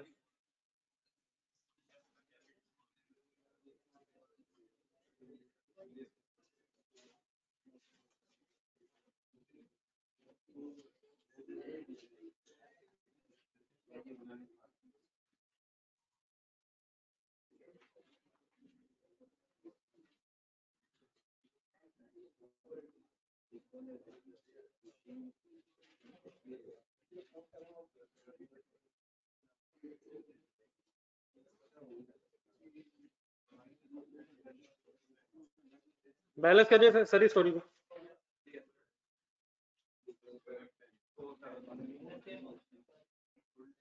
ये बेटा सेम इसलिए बेटा आ रहा है क्योंकि वही फिगर्स कंपेयर हो रही हैं, सिर्फ कंपेयर करने का तरीका बदल रहा है। अब डिस्पोजल अकाउंट बनाएं या कंपाउंड एंट्री लिखें, इंशाल्लाह अमाउंट सेम है। बहरहाल ये क्लियर होना चाहिए कि कब क्या करना है। अगर लेजेस रिक्वायर्ड है तो अकॉर्डिंगली आप लेजेस बनाएंगे, और अगर लेजेस रिक्वायर्ड नहीं है तो फिर ये कंपाउंड एंट्रीज भी आप जहन में आनी चाहिए। आगे जाके ये चीजें अब मिक्सअप हो जानी है। सब ओके सर? ये कल और आज जो हमने क्वेश्चन अब किए हैं, कल से मेरी मुराद है, फर्स्ट पेज देखें ना, किस नाम से क्वेश्चन था कल? हाँ जी, एकमल ब्रदर्स।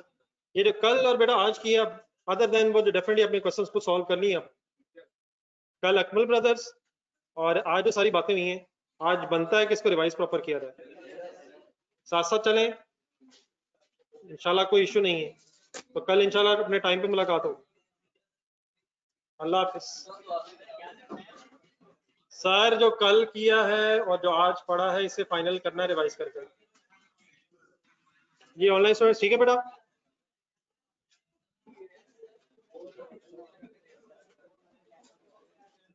आप लोगों की कोई कंफ्यूजन तो नहीं रहेगी?